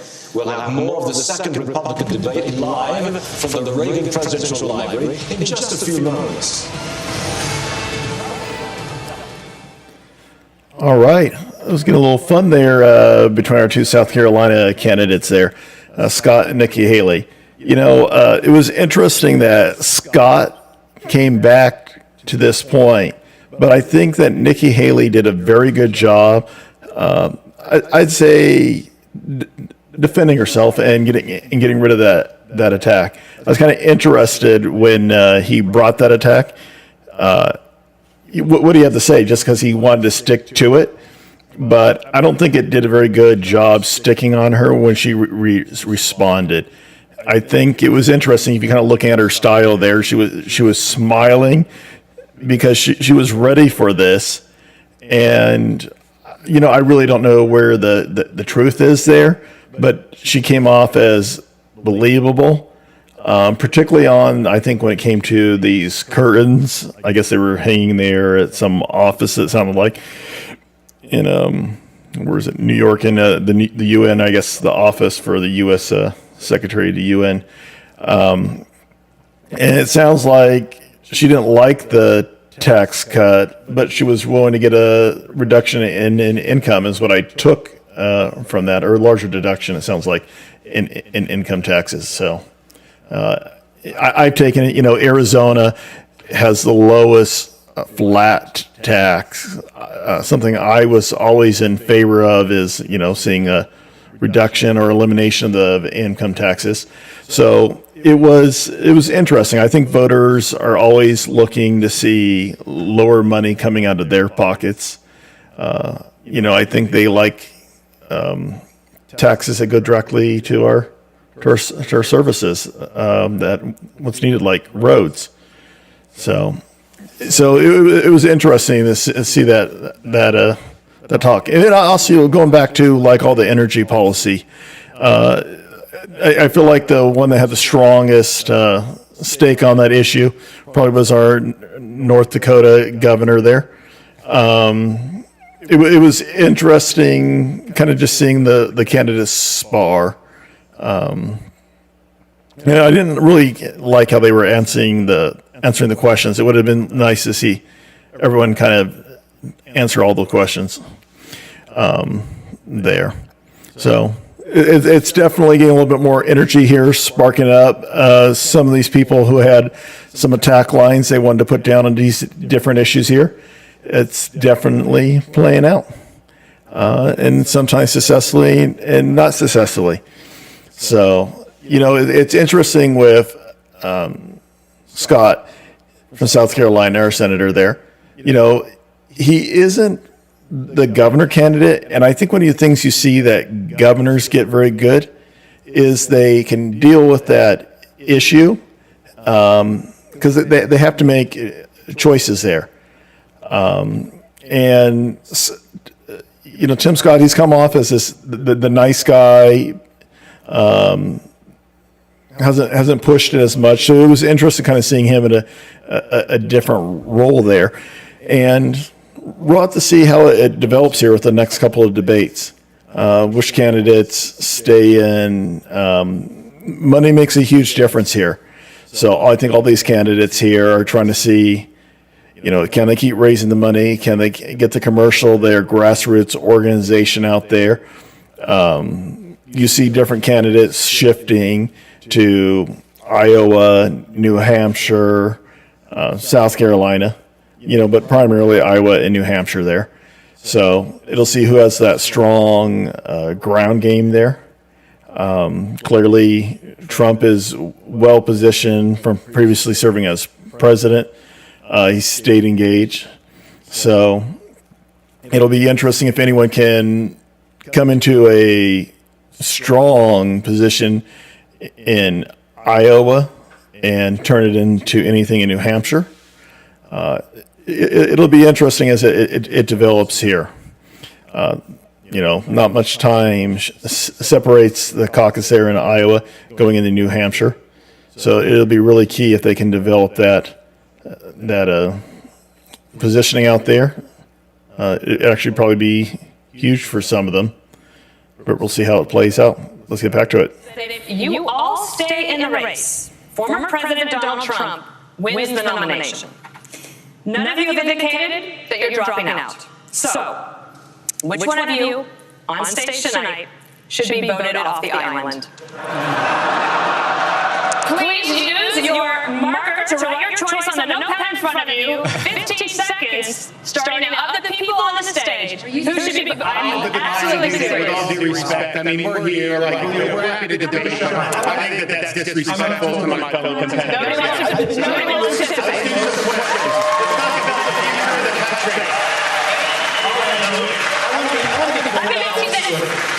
Let me ask you something. If you won't answer that question, let me ask you this one. Yeah.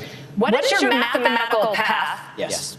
Governor DeSantis, in order to try to beat President Trump, who has a commanding and enduring lead in this race? So polls don't elect presidents. Voters elect presidents. And we're going to take the case of the people in these early states. We're going to do it in the state-by-state direction. And why? Because as Reagan said in his day, this is our time for choosing. We are not getting a mulligan on the 2024 election. Republicans have lost 3 straight elections in a row. We were supposed to have a red wave with inflation at 9%. It crashed and burned. Not in Florida, it didn't. We delivered it in Florida. And so we've got to choose right. We've got to win. And we need somebody that's going to be able to serve 2 terms. So in January of 2023, they'll be able to address the nation saying, we turned the economy around, we secured the border, and we fended off the threat from communist China. As your president, I will get that job done. Governor Christie, I believe I did see you write something.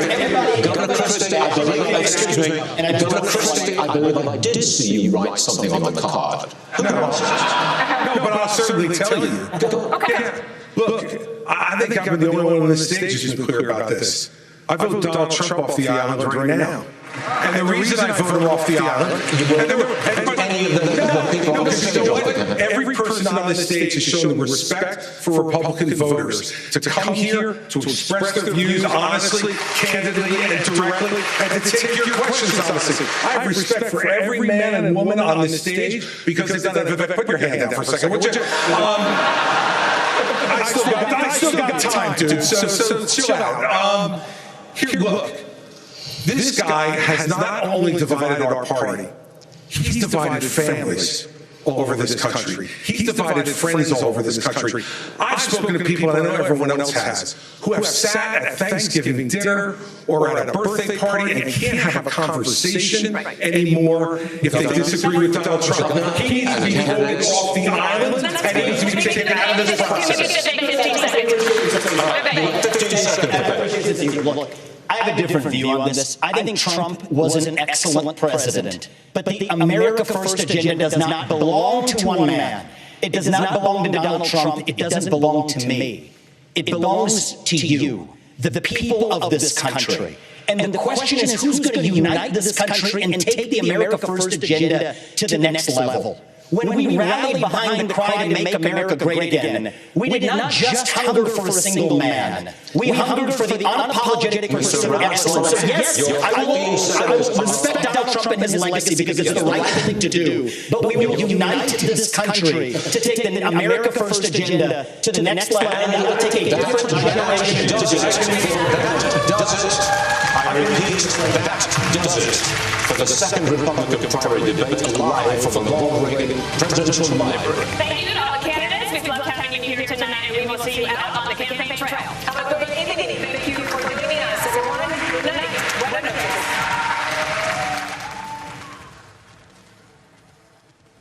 Clearly some very talented candidates out there. But I'll be signing off here, and thank you guys. Look forward to seeing you at the next debate and some of my other podcasts. Talk to you later. Bye.